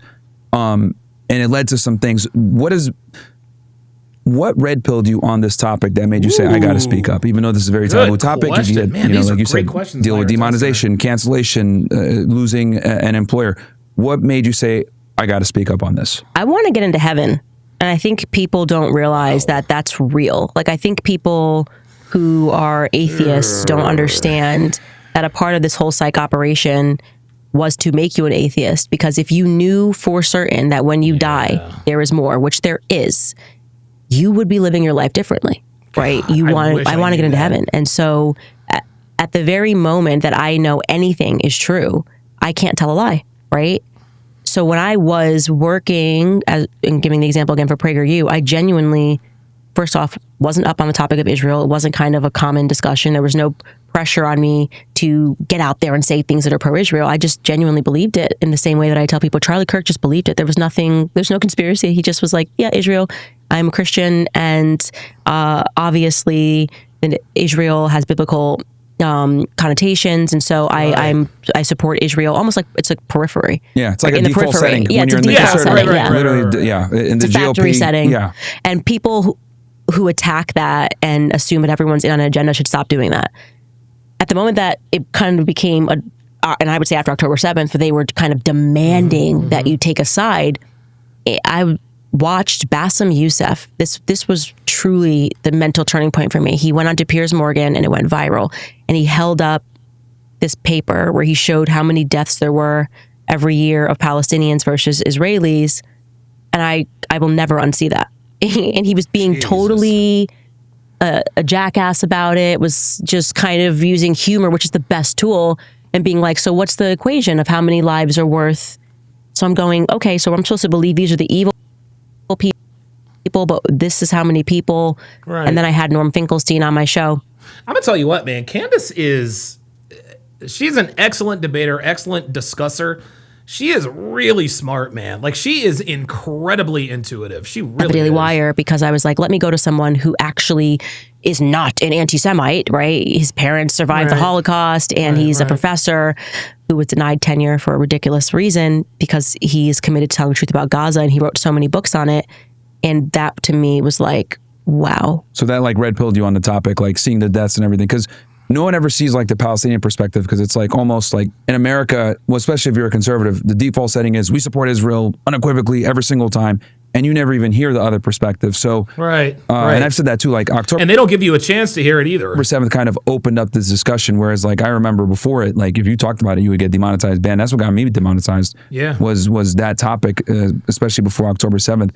So you start talking about it. I remember you had debated a rabbi, I can't remember his name. A couple of them. There was Rabbi Shmuley, and then there was that idiot and the other who one. was, oh gosh, I have to remember his name. He was my favorite. Candace. This is the worst anti-Semitism. He actually was low key my favorite because he was so. T Mills, I don't give it, dude. I have T Mills, bro.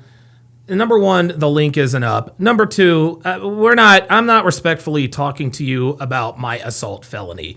Because number one, I had 4 assault felonies, bro. I am a 4-time convicted felon of violent crimes. I've got the criminal record to match. I've been arrested between 30 and maybe 36 times, whatever the case may be. I'm not really sure what your point is. I'm not going to discuss my criminal record, man. I've done it enough. Enough is enough. If that's what you're here to discuss, then I'm not discussing that. I'm talking about Myron and Candace Owens right now. I'm done. I don't know what this has to do with anything. I think you just want to come in here and sow chaos and derail everything.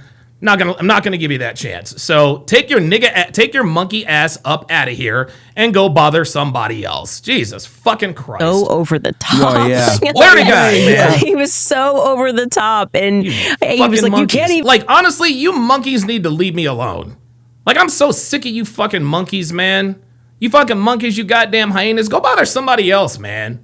Even say, what was it, witches? Skylar, what was the name of that rabbi? Barclay, Rabbi Barclay, that was his name. And I think that was one of your last debates you did on Daily Wire too. I think you were still on the Daily Wire there. Did Ben ever like have a conversation with you about this, if you could disclose it? Like, no. he just like never talked to you in person about this? He just like trashed you? Because I remember seeing a clip of him like at some type of social gathering, like late in the year of that year, saying, "Oh yeah, I think what she's doing is, the spin blah, blah, blah." But he had never had a conversation with you. No, and after that, we never had a conversation. Wow. So that happened, and that's why would they not have a conversation after that? We never had a conversation after that. So he didn't even have the decency to like figure out, hey, because they weren't interested in the truth. The U-Truth says just ignore it. No, I don't ignore that stuff. I just ban these idiots. And I say this all the time. A lot of people and listen, shout out to you, the U-Truth. I appreciate you trying to help. But a lot of people like to say, well, just ignore the haters, It's very easy for you on that side of the camera to say ignore the haters. But the bottom line is, pardon me. The bottom line is that I deal with haters in my own way. It's worked for me so far. So it is what it is. What's going on here? Have a conversation. You're just like, I tried. Yeah. It never happened. So wow. Okay. Yeah, the truth, I really would advise you to start a podcast. I really would advise you to start a podcast and see how good you are at ignoring stuff like this. So you got banned from Australia. Oh, that's right. You got banned from Australia. It's a gangster. Yeah. Almost, and I was She's like, a G. super bad. because I talk, people try to tell me like, because I talk about world Jewry being a thing and how, it's an international cabal that works together, for the betterment of Israel, and they're located all across the world. And I use that example of how they got you literally banned in Australia, even though they represent like 2% of the population. Yeah, right. How did that even happen? Like, how'd you get notified?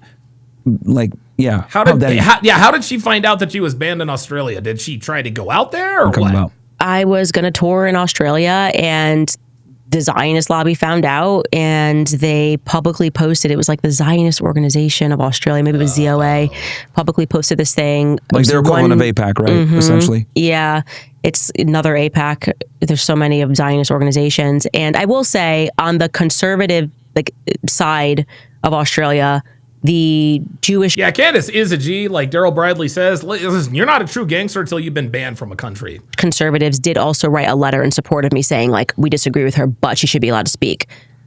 But they were effectively the ADL, and they posted this thing and publicly said that I should not be allowed in. My rhetoric was dangerous. They lied and said that I said that Jews. What did they say that I said?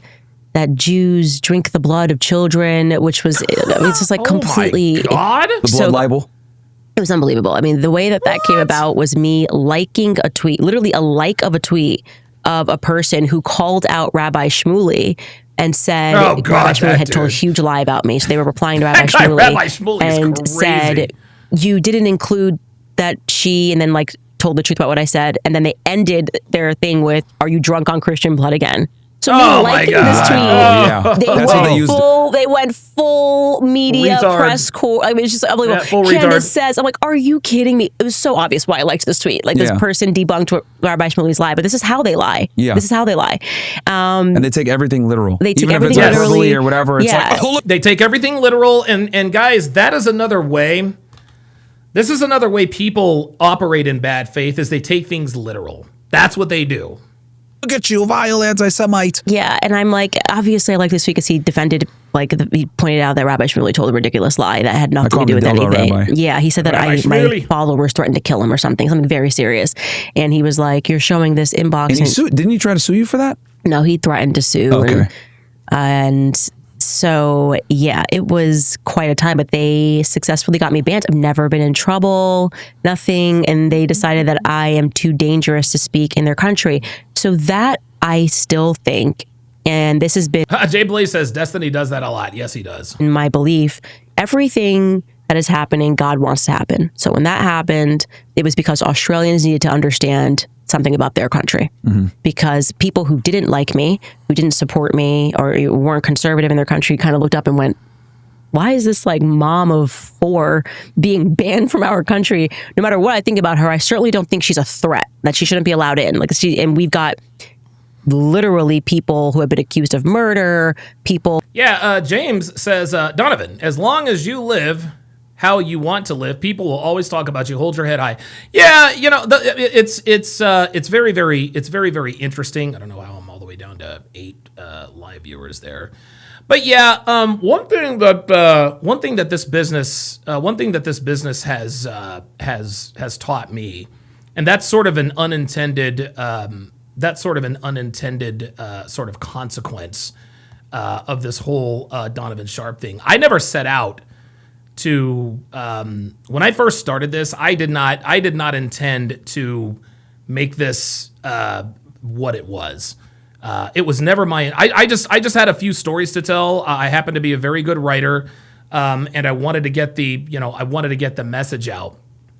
But by the same token, I was kind of simple-minded. I was kind of simple-minded about it. And, the bigger I got, the more notoriety I got, the more haters I got. And it kind of I don't know, it kind of hits you by surprise. But after a while, you do kind of get used to it, because what you begin to realize is that people don't. The reason why people hate you isn't really because of what you say. It's really because of your success. Unsuccessful people hate successful people. And all of that, like, I've never been hated on by anyone doing better than me. And so it took me a while to learn that, your haters are your biggest, they really are your biggest fans. Like, I've had haters come in here and tell me about stuff that they found out about me like 5-6 years ago. I'm like, man, you really did your research. So it is what it is. Who have violated their visas in other countries, people that rap about murder are allowed in here. And you're telling me she's saying something that's so dangerous. And it, I think, contributed to more people listening to my podcast. What is she saying? So I do feel we are in this time where the more that they lie, it rebounds very quickly onto them, and it creates more pressure against them, and they can't stop lying. So yeah, because you can never lie once, right? Like they always say, you got to keep going. When you lie once, then you have to keep lying to perpetuate that same lie. Right. So New Zealand also banned you, right? And then you were able to get. How'd you go about? I didn't know that. Being allowed to come back to New Zealand? Did they write a petition, or how'd that happen? No, actually, their person. So they have a reciprocal system, which is weird. But if Australia bans you, you get automatically banned in New Zealand. So New Zealand didn't actually ban me. Tony Burke in Australia banned me, and they have some weird reciprocal system. Then when they found out, their minister, and his name was Chris something, I should remember it, was like, I'm just against this, and he reversed it. Gotcha. Yeah, so he had the power to reverse it. So New Zealand actually stood firm on free speech. Okay, I didn't know that. So like, basically, when one party does something, the other one kind of reciprocates it, but they do have some type of veto power. What other ways, I guess, has the Zionist lobby came after you? I've seen ADL articles. I've seen SPLC, right? They target me too. Oh gosh, it was everything. It was everything. Did they lobby to get you demonetized on YouTube too? Absolutely. Yeah, that came from the awesome Jew. Yep. The awesome Jew who was in attendance, by the way, when Charlie got peer pressured in the Hamptons. And it was just a full court. They were like, just start mass reporting her for violence and violent rhetoric. And they did that. And then I had no strikes. And then I went to all strikes overnight. And YouTube demonetized us. We were demonetized for 6 months, I think. It was like September, maybe it was 4 months. And so that was, can't make any money on YouTube. So we had to build our own website, which we did. So what it forces you to do is to become your own power center. Yep. Right. If you ban people everywhere and you say you can't, you're not allowed to fight in this realm, we're going to start building our own realms. And I think they're learning that lesson, is that there seems to be the opposite thing that's happening. So yeah, when they ban us, like, we don't go away. All we do is adjust, right? Like, that's all we do is adjust. I mean, Myron Gaines, Fresh Prince CEO, like, Fresh and Fit's been demonetized for going on 3 years. They're still making money hand over fist. They would attack us on YouTube. They obviously got petitioned to get me fired, banned from Australia. They went after, like, my family members, obviously. They tried to pretend that there was all this friction between me and my husband's father, and that could not be further from the truth. I love my husband's family. They have always treated me very well. But they wanted that narrative out there because it was part of the cancellation is even her own family hates her. Family, yes. No, we have different viewpoints. Yeah. People can support Israel. People cannot support Israel. You don't marry into ideas. Yeah, of course. Of course, there's nothing wrong with having disagreements. But. Right. And I'm just thinking what else they attacked. It's been nonstop. And then, of course, the lawsuits, nonstop legal lawfare. Damn. So right now. Oh, yeah, lawfare, yeah. Right.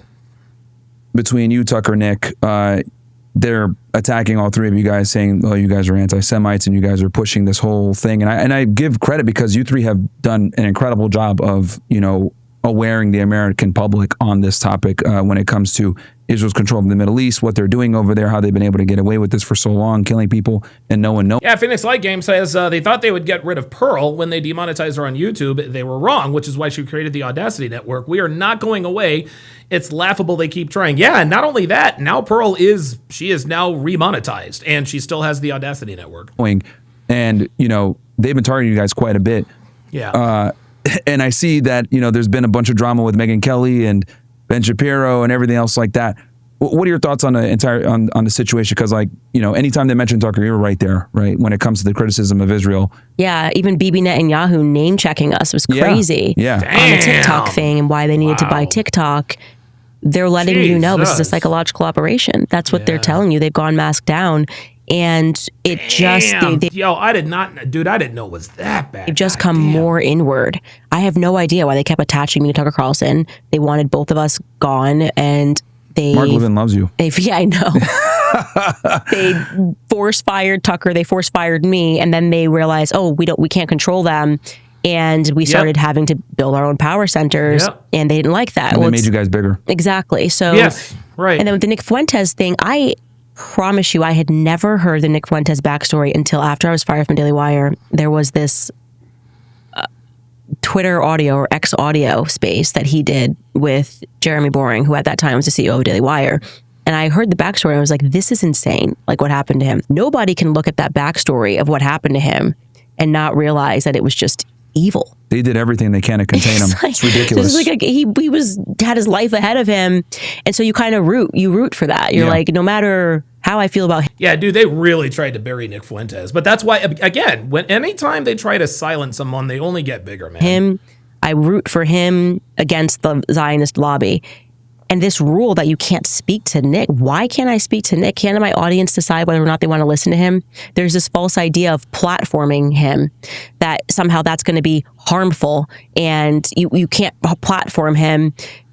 If I platform him and Nick seems likable, right? And then he goes on his show and he says horrific things, and my listeners then go over to his show, they're not going to keep listening to Nick. Yeah. They're actually then going to have questions about me. Yeah. Let the people decide. Let the people decide. Yes. You don't get to think for people. Yeah. There's no such thing as platform. That's the thing. But the reason why the powers that be want to cancel us is because they know we're making a difference. They know that we're telling the truth. This, in large part, and I guess if you're a conspiracy theorist, I don't know about that, but this, in large part, is the reason why Charlie Kirk was assassinated. Is because they want to silence people like us who are pushing back against this anti-feminism narrative. It's crazy. Forming ideas. If people are following that idea, that is on the people, and they are smart enough to make their own decisions. I don't need to tell people to listen to Nick, to not listen to Nick, to platform Nick, to not platform Nick. If I want to talk to Nick, I'll talk to Nick. If I don't want to talk to Nick, I don't talk to Nick. And there's something about the true free markets that Zionists can't stand. They're constantly manipulating the markets so that people think that they are number one, and they're not. They actually require censorship in order for them to be number one. Yeah, and that's their game. And I seeing Ben Shapiro have a meltdown. They had the Republican Jewish Coalition a couple weeks ago, and just saying like, oh, these people are platforming whatever. I find it interesting how like they never like. Because when if you actually listen to the interviews that you guys do a lot of the times, it's like, oh, this makes perfect sense. I understand like why you have this worldview. Right. They never criticize what you guys talk about, right? They always criticize you guys directly, saying they're pushing anti-Semitism. Well, what are they saying that's anti-Semitic? Oh, well, it's just anti-Semitic. And they don't even want to have the discussion, the debate, the truth. or anything, Yeah, because when you hear... And that's one thing that liberals don't want to do. They don't want to debate. And when they do debate, they still don't want to debate. All they want to do is talk over you and talk across you.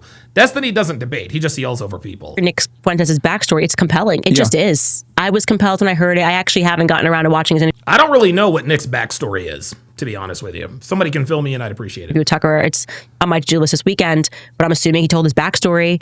And then people look at it and go, what is up with this Zionist lobby that they're going after 18-year-old kids for questioning Israel? That's actually what they're fearful of, is people understanding just how long this has been going on, how vicious it is that it will even go after an 18-year-old who's just asking questions, literally.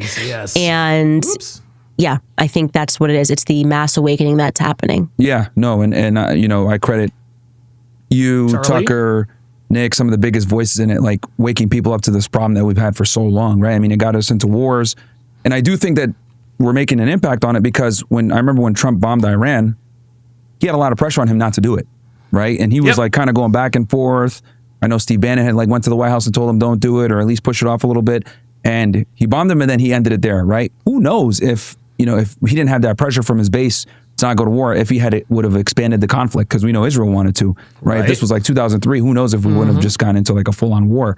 But I think big voices in social media that we didn't have back in 03 were able to kind of Snowden says, I believe he told his backstory, Nick, when Pearl interviewed him. Oh, okay. All right. pressure, like, hey, we text. voted for no wars. Like, and then it kind of held forced him to be him like, to it. I want to keep the base.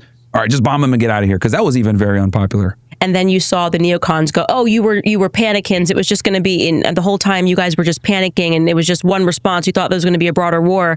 And John Miller put it quite succinctly he tweeted and he said, no, it's because we panicked and freaked out that this didn't happen. This is like saying robbers outside trying to rob your house, your dogs start barking and the robber goes away and they're like, oh, you were just panicking. It's like, no, it's because the dogs were barking that this thing didn't happen. So no, every time which by the way, he still wants his war with Iran. They still want a regime change in Iran, and we have to continue to bark and continue to say that it's not okay. And it worked because we held the line on it and used our platforms to say, this is the red line. Yeah, no wars. And he literally was very ambiguous about it for days. Yeah, Robert Anderson says, I've said it once and I'll say it again. If you want to know who's really in charge, look at who you are not allowed to criticize. There you go. There you go. So, and I think a big part of that is from all the pressure from his base with people that have big platforms. And this is kind of a beautiful thing where we have with alternative media, because I remember, and you remember too, we're right around the same age. The Iraq War, there was no dissent. Right. We're going and nobody cares, and we don't. There was no one else talking about it. The news was super pro-war. Everyone wanted to go to war, and it wasn't until 10, 15 years later that the smoke evaporated. And we're like, oh, this was a waste of time. Why did we go to Saddam? Has nothing to do with Bin Laden. Like, it didn't make sense.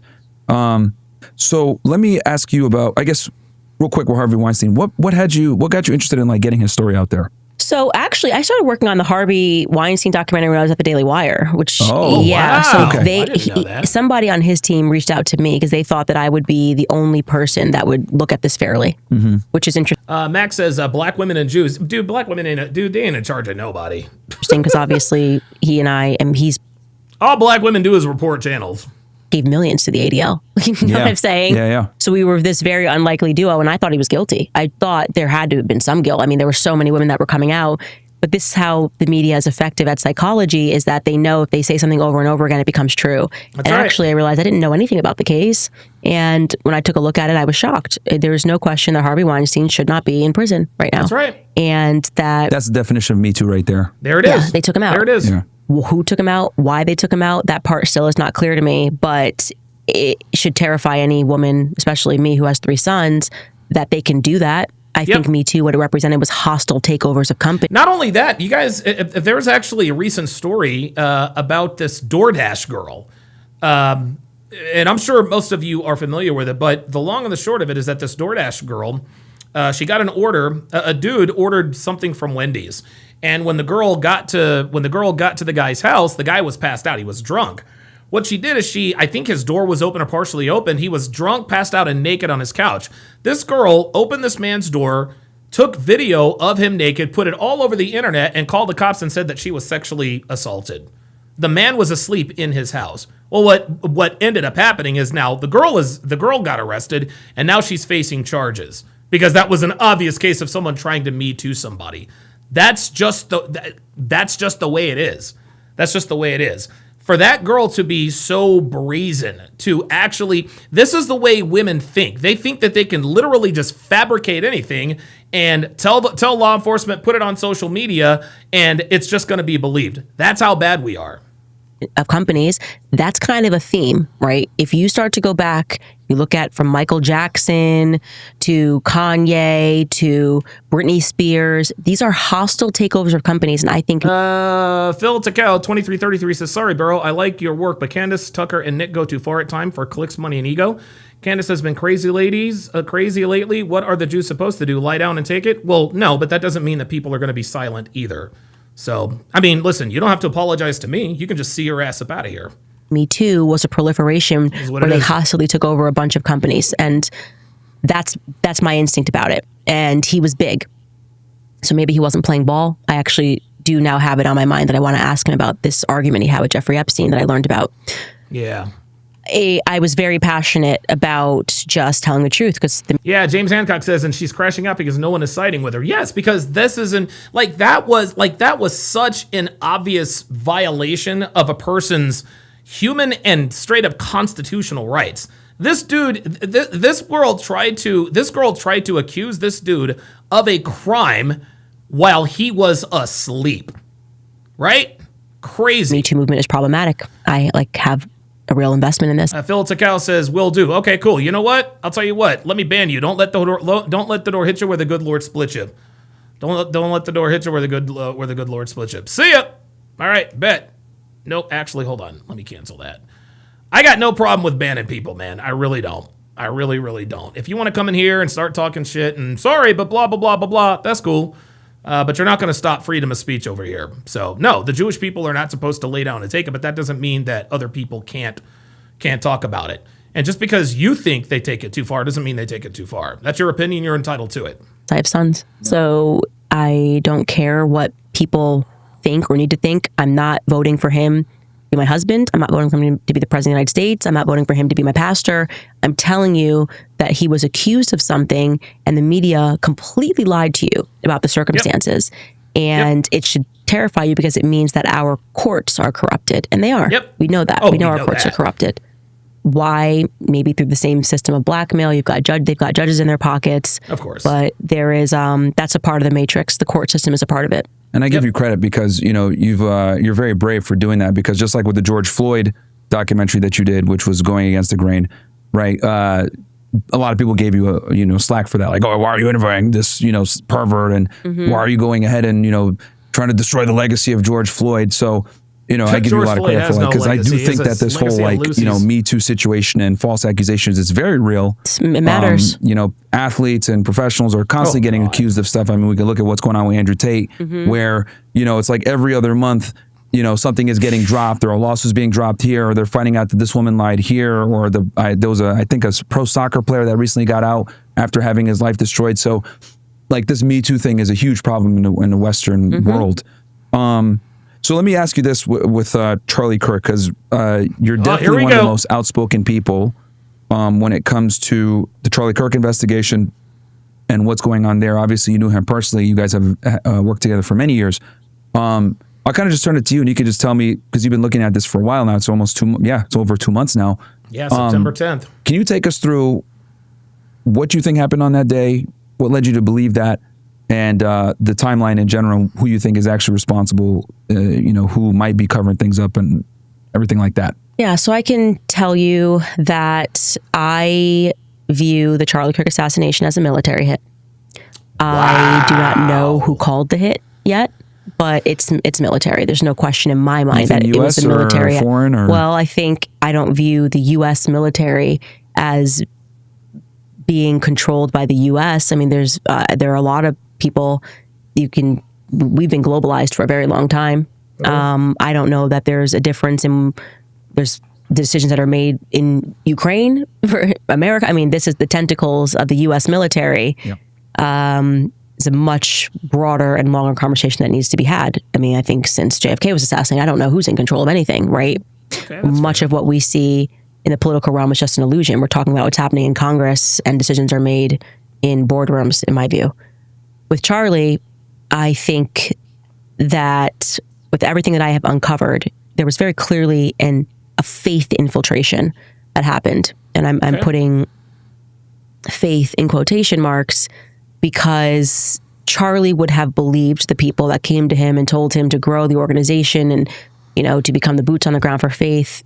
He cared very deeply about his faith. And the cast of characters and the pastors that are around him, rotten, like very rotten. The McCoys, Rob McCoy, unbelievably rotten. And I've been covering a lot with him.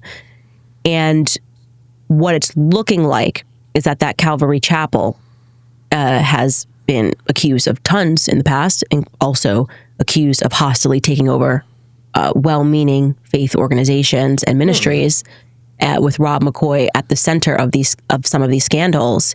It's looking to me like Turning Point's apparatus provided an opportunity. Now, who they're actually working for, what they're actually doing, I don't know. But I can tell you it is not about Jesus Christ, okay? Okay. And this would explain why, for some unknown reason, Christian Zionist influencers have been losing their minds about the idea of investigating the Charlie Kirk assassination. It's odd. Like, I looked up and I'm going, why are Christian Zionists trying to use Bible verses to say that we shouldn't question anything. I mean, everybody knows you were a cop. The first thing you do when there's been a murder is to look around at the money, the finances, and the people around him. Common. Yeah, listen, and she's right. I think it's standard operating procedure for any law enforcement. Anytime someone is killed or murdered, more than likely it's someone who knows them. You are more likely to be killed by someone who knows you than by someone who does not know you.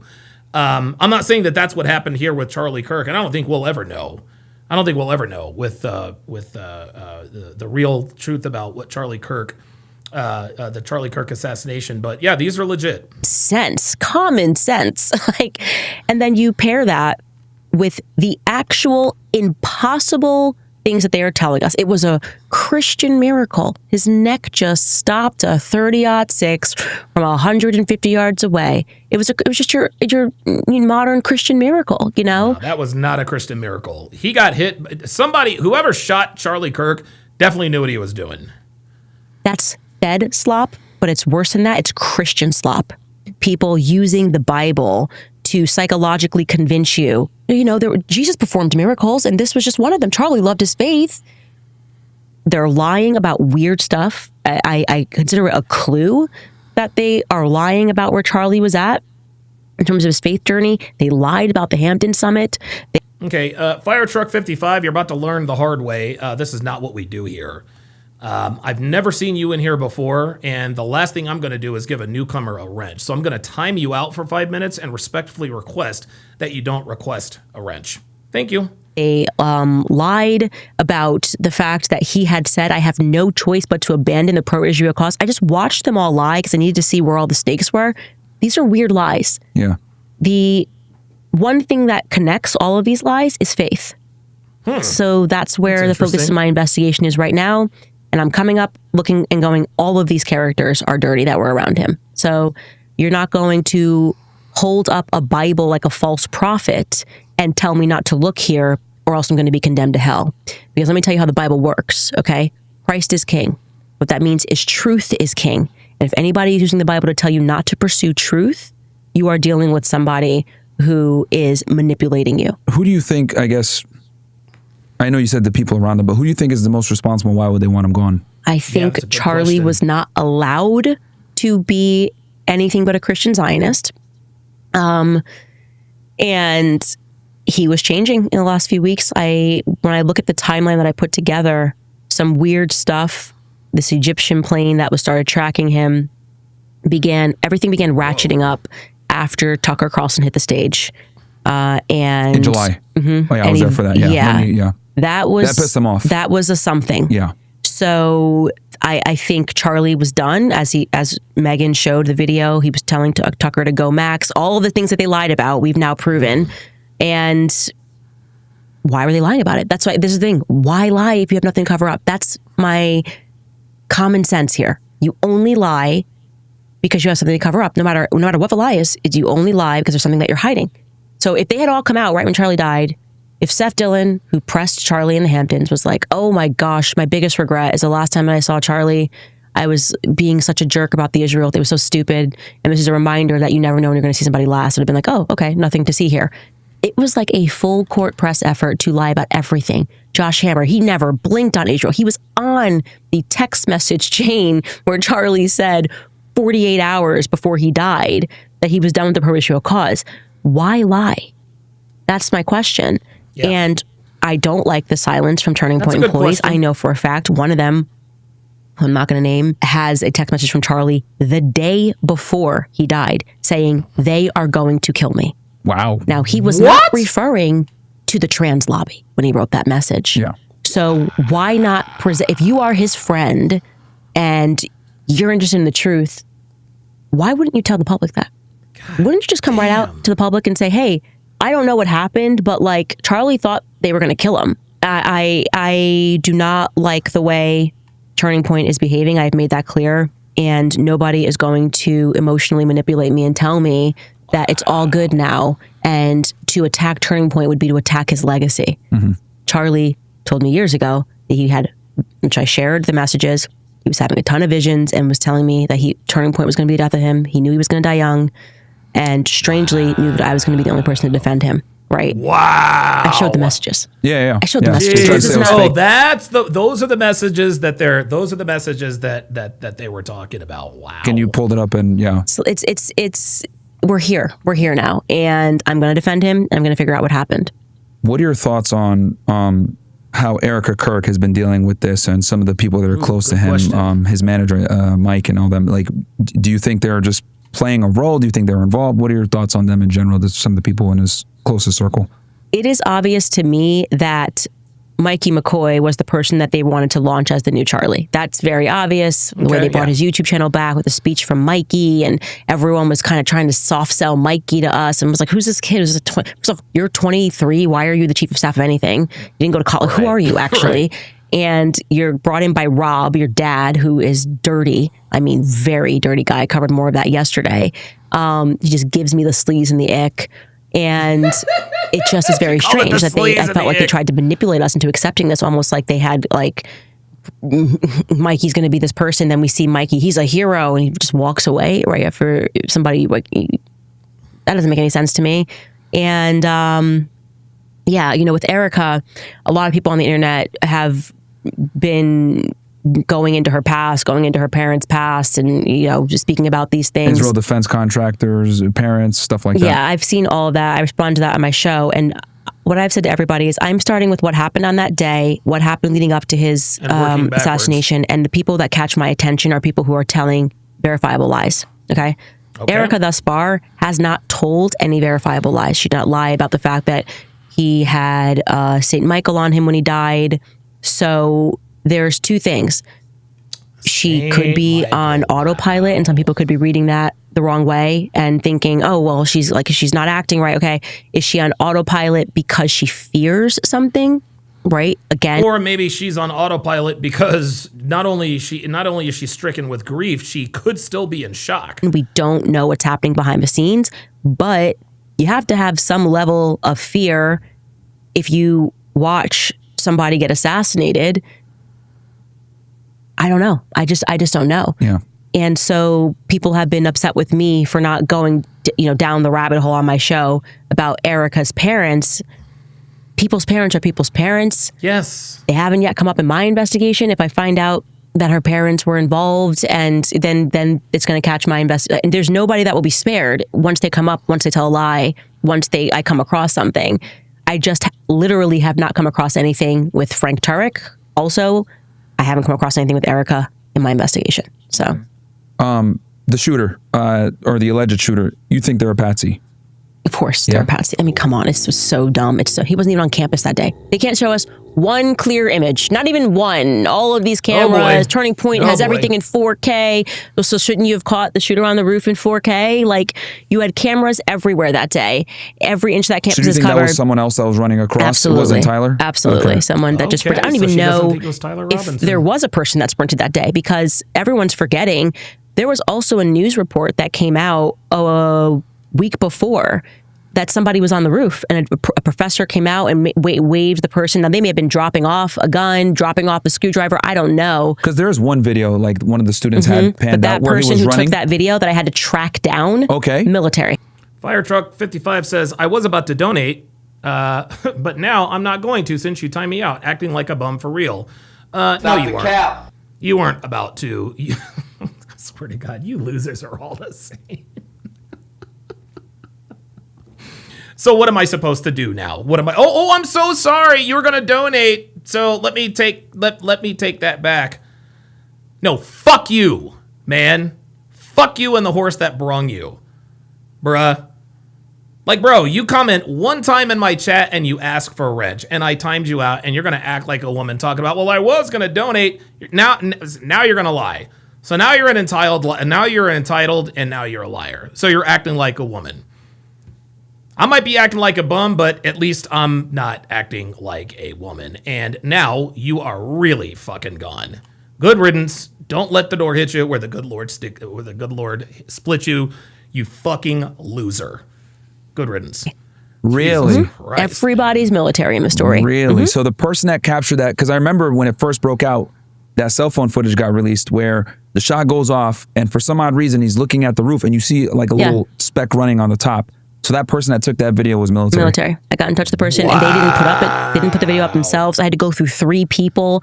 I'm like, so I'm supposed to believe you're like a college kid and... Ken Rose has donated 1 Donovan Sharp membership at Drez to welcome him to the TSR family, as is customary of all first-time channel members. Let us do an age and location check. The reason we do this is to form communities of like-minded people.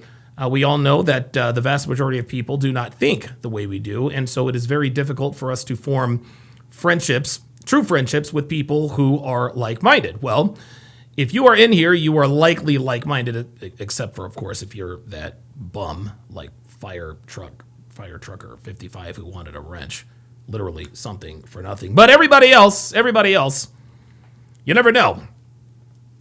You never know. Somebody in this chat could be. They could live in your city. They could live in your neighborhood. They could live on your block. They could live in your building. So if you see someone who is close to you, reach out, send them a DM.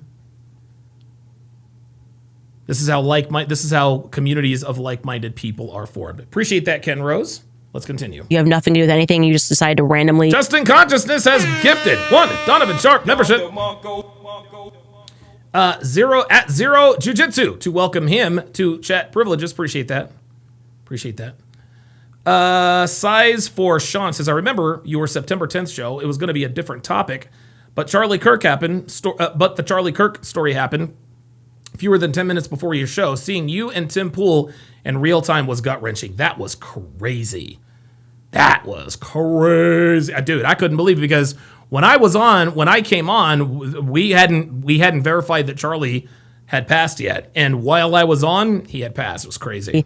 Be like, oh, I got this video, but I'm going to send it through 3 people to have it released. Interesting. And also the Losey building where the shot definitely did not come from is the only place on campus that houses, I believe on the 3rd floor, according to my source, like the military something is in the Losey building. So there's a lot happening. That all of that was just a show to mask who the real shooter was. I think it's way more likely that the shooter was in the audience or to the side of the audience. I think that's the more likely story because he wasn't shot with a 30-06 first and foremost, and the bullet did not destroy his neck. I know that for a fact. And he actually... 30-06 throws everybody off. But that was their plan. Yeah. Until I accidentally, which I didn't even process it at the time, revealed that the bullet didn't go through. Yeah. And then they kind of were like, oh, it was just a miracle, actually. It was no 30-06. Yeah, the text messages are a bit strange too. And, this whole situation, I wish the government was being a bit more transparent because this has an incredible amount of public interest. So it's like, look, dude, you guys probably should be more transparent on this because government trust is down at its lowest when it comes to people trusting law enforcement, whatever. Yeah. What are your thoughts on how the FBI and the state police are handling this in general? Because I know you've been critical of Kash Patel. I think what's way more important is trusting Alexis Wilkins as a sensational singer and the people be careful, she might sue you. I don't want to talk about the feds right now. They're doing what they have to. The more important thing is that this sensational country singer is left. Candace is going to fuck around and get banned in Nashville. Alone. We are just not a serious nation. I mean, I think if Putin's FBI director or put that out, Putin would just quietly have him assassinated or something. I don't know. Yeah. But we are just not a serious. Kung Fu Wagyu says the neck was the exit wound. Wow. Serious nation. That is just, they are tweeting like girls. And guys, I'm not an expert on guns and ballistics and all this other kind of stuff. It is what it is. I think no matter what happened with the Charlie Kirk assassination, I think it's a tragedy. On TikTok right now. And it's embarrassing. It is so embarrassing. Girl, no. Yeah. But we are just not a serious nation. That is just, they are tweeting like girls on TikTok right now. And it's embarrassing. It is so embarrassing. He should have been forced to resign. Trump should have made him resign for embarrassing us because there's no way Putin's not laughing with his homies right now about that tweet. Girlfriend. Did she just say Putin laughing with his homies? My life partner. Yeah. We are... She sued a bunch of people.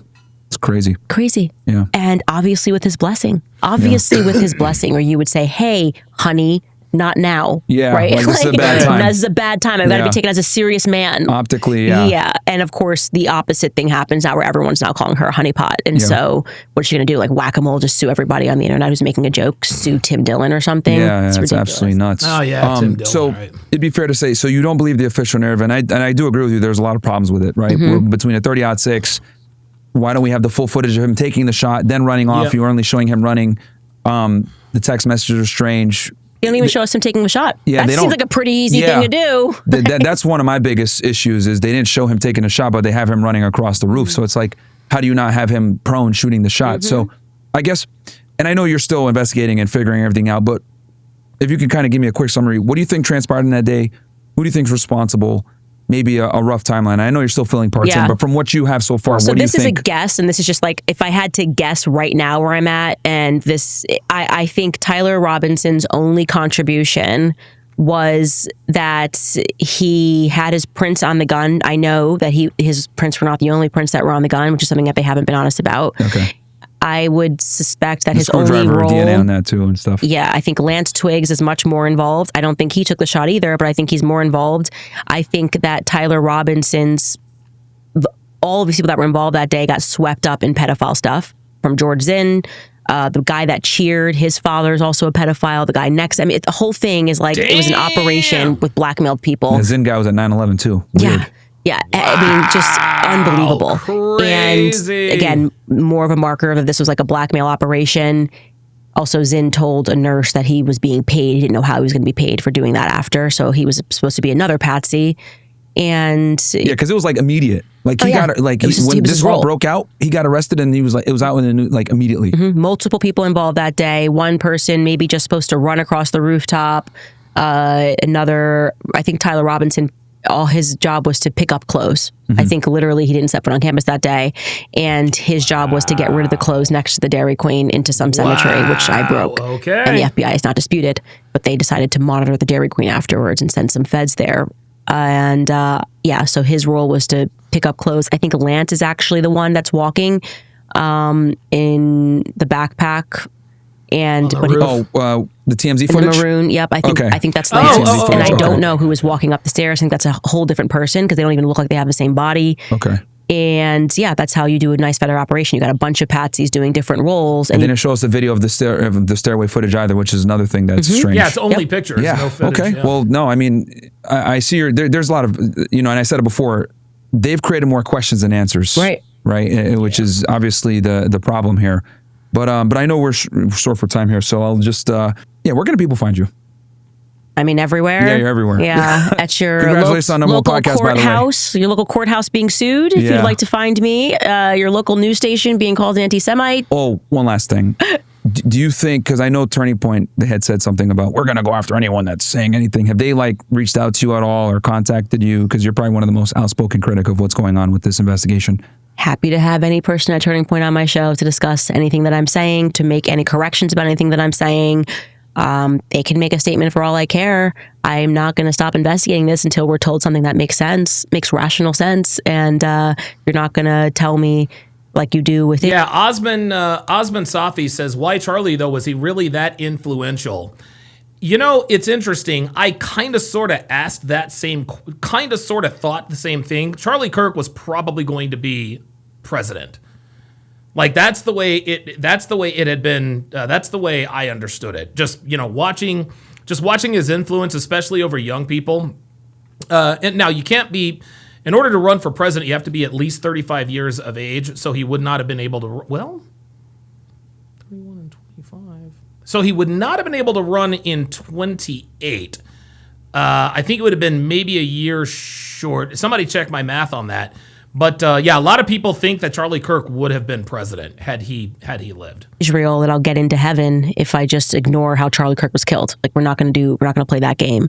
So say something that makes sense, or you have an enemy of me. That's pretty much it. Yep.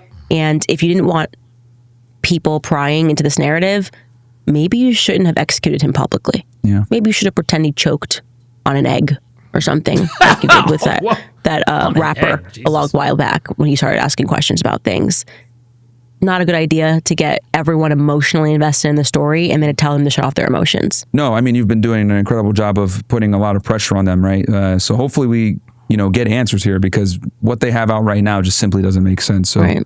So thank you so much, Candace. I appreciate it. Thank you. So great. Yeah. And also thank you for being so patient, because I know my schedule's so crazy with with so many kids. And so I was like, we just got to make it happen. I was like, just get them down here. Yeah, you're a mom, you have a family, so I totally understand it. So thank you so much. Anytime. Okay, well that was a very good interview, man. He asked a lot of very good questions. I think that was insightful, and the interesting thing is I know a lot. And listen, I was on that bandwagon too. Candace is crazy, blah blah blah blah blah. But the how can I put this? Anytime there's an assassination, we can't necessarily take the public narrative's word for it. We can't. The Kennedy anytime there's something that happens like this, there's always sort of a cover up. And so for us to just blindly believe that it was Tyler James Robinson, listen, most of the evidence, as far as I know, points to him. But I don't think it matters who did it. Number one. Number two, I don't think we'll ever really know. I think this is going to be one of those. This is going to be sort of an evergreen debate, like the Kennedy assassination. People don't believe that it was Lee Harvey Oswald. People believe that he definitely had help. People definitely believe that some people believe that it wasn't him. You guys know how that. You guys know how that goes. So yeah, listen, man, Charlie Kirk was a good friend of hers, and she doesn't want his death to be in vain, so she's going to try to get to the bottom of it. That's you can't, you gotta wait till that's why she wants to get to the bottom of it. Dana Gonzalez says, I think that's the takeaway here, Donovan, is that you just can't take the government at face value. No, you got to treat the government like women. You can't take what the government says at face value. All right, guys, what we are going to do now is we are going to move the party over to Rumble, because, give me a second. There we go. All right, we are now going to move the party to Rumble because we are about to start episode 7, season 9 of Love is Blind. I'm going to do episode 7 today. I'm going to do episodes 8 and 9 tomorrow, which is Wednesday, and on Thursday, I'm going to do a marathon. I'm going to do a marathon, finish it out. Obviously, you guys, a lot of you guys know that I will not be here this weekend. Devin and I will be in Las Vegas for the Formula One Grand Prix. Very much looking forward to that. Definitely on our bucket list. And so not going to be here for this weekend because we're going to be down there enjoying the spectacle of the F1 race. But for now, I'm going to go ahead and move the party over to Rumble. And I'm going to do that one at a time here. Let me, where's my restream? Matter of fact, let me put I'll actually put the link. Let me put the link. No, that's the Akash one. Let me put the link in the chat here. Wait a minute. Nope. Let me go back. I thought I had my restream window up. Oh, you know what? I probably closed it when my computer got locked up when I was trying to find out if Hillary Duff fuck niggas.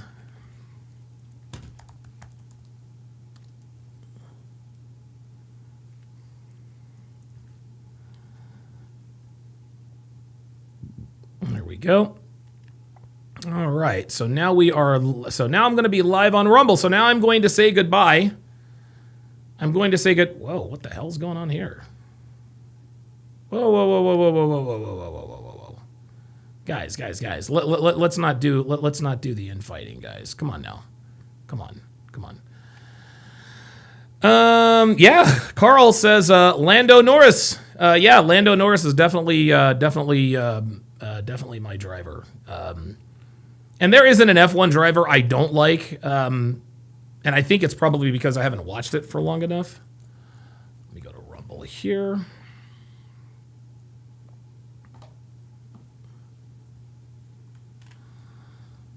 Lando Norris. There it is.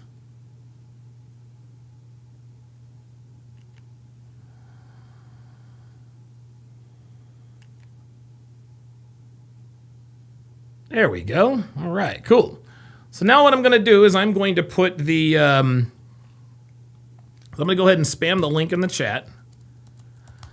And so if you want to join us, for the Love is Blind breakdown, come on over to Rumble. That is rumble.com/DonovanSharp. The link is in the chat. And now I will make the switch. So thank you guys for watching, and I will see you guys right back here tomorrow.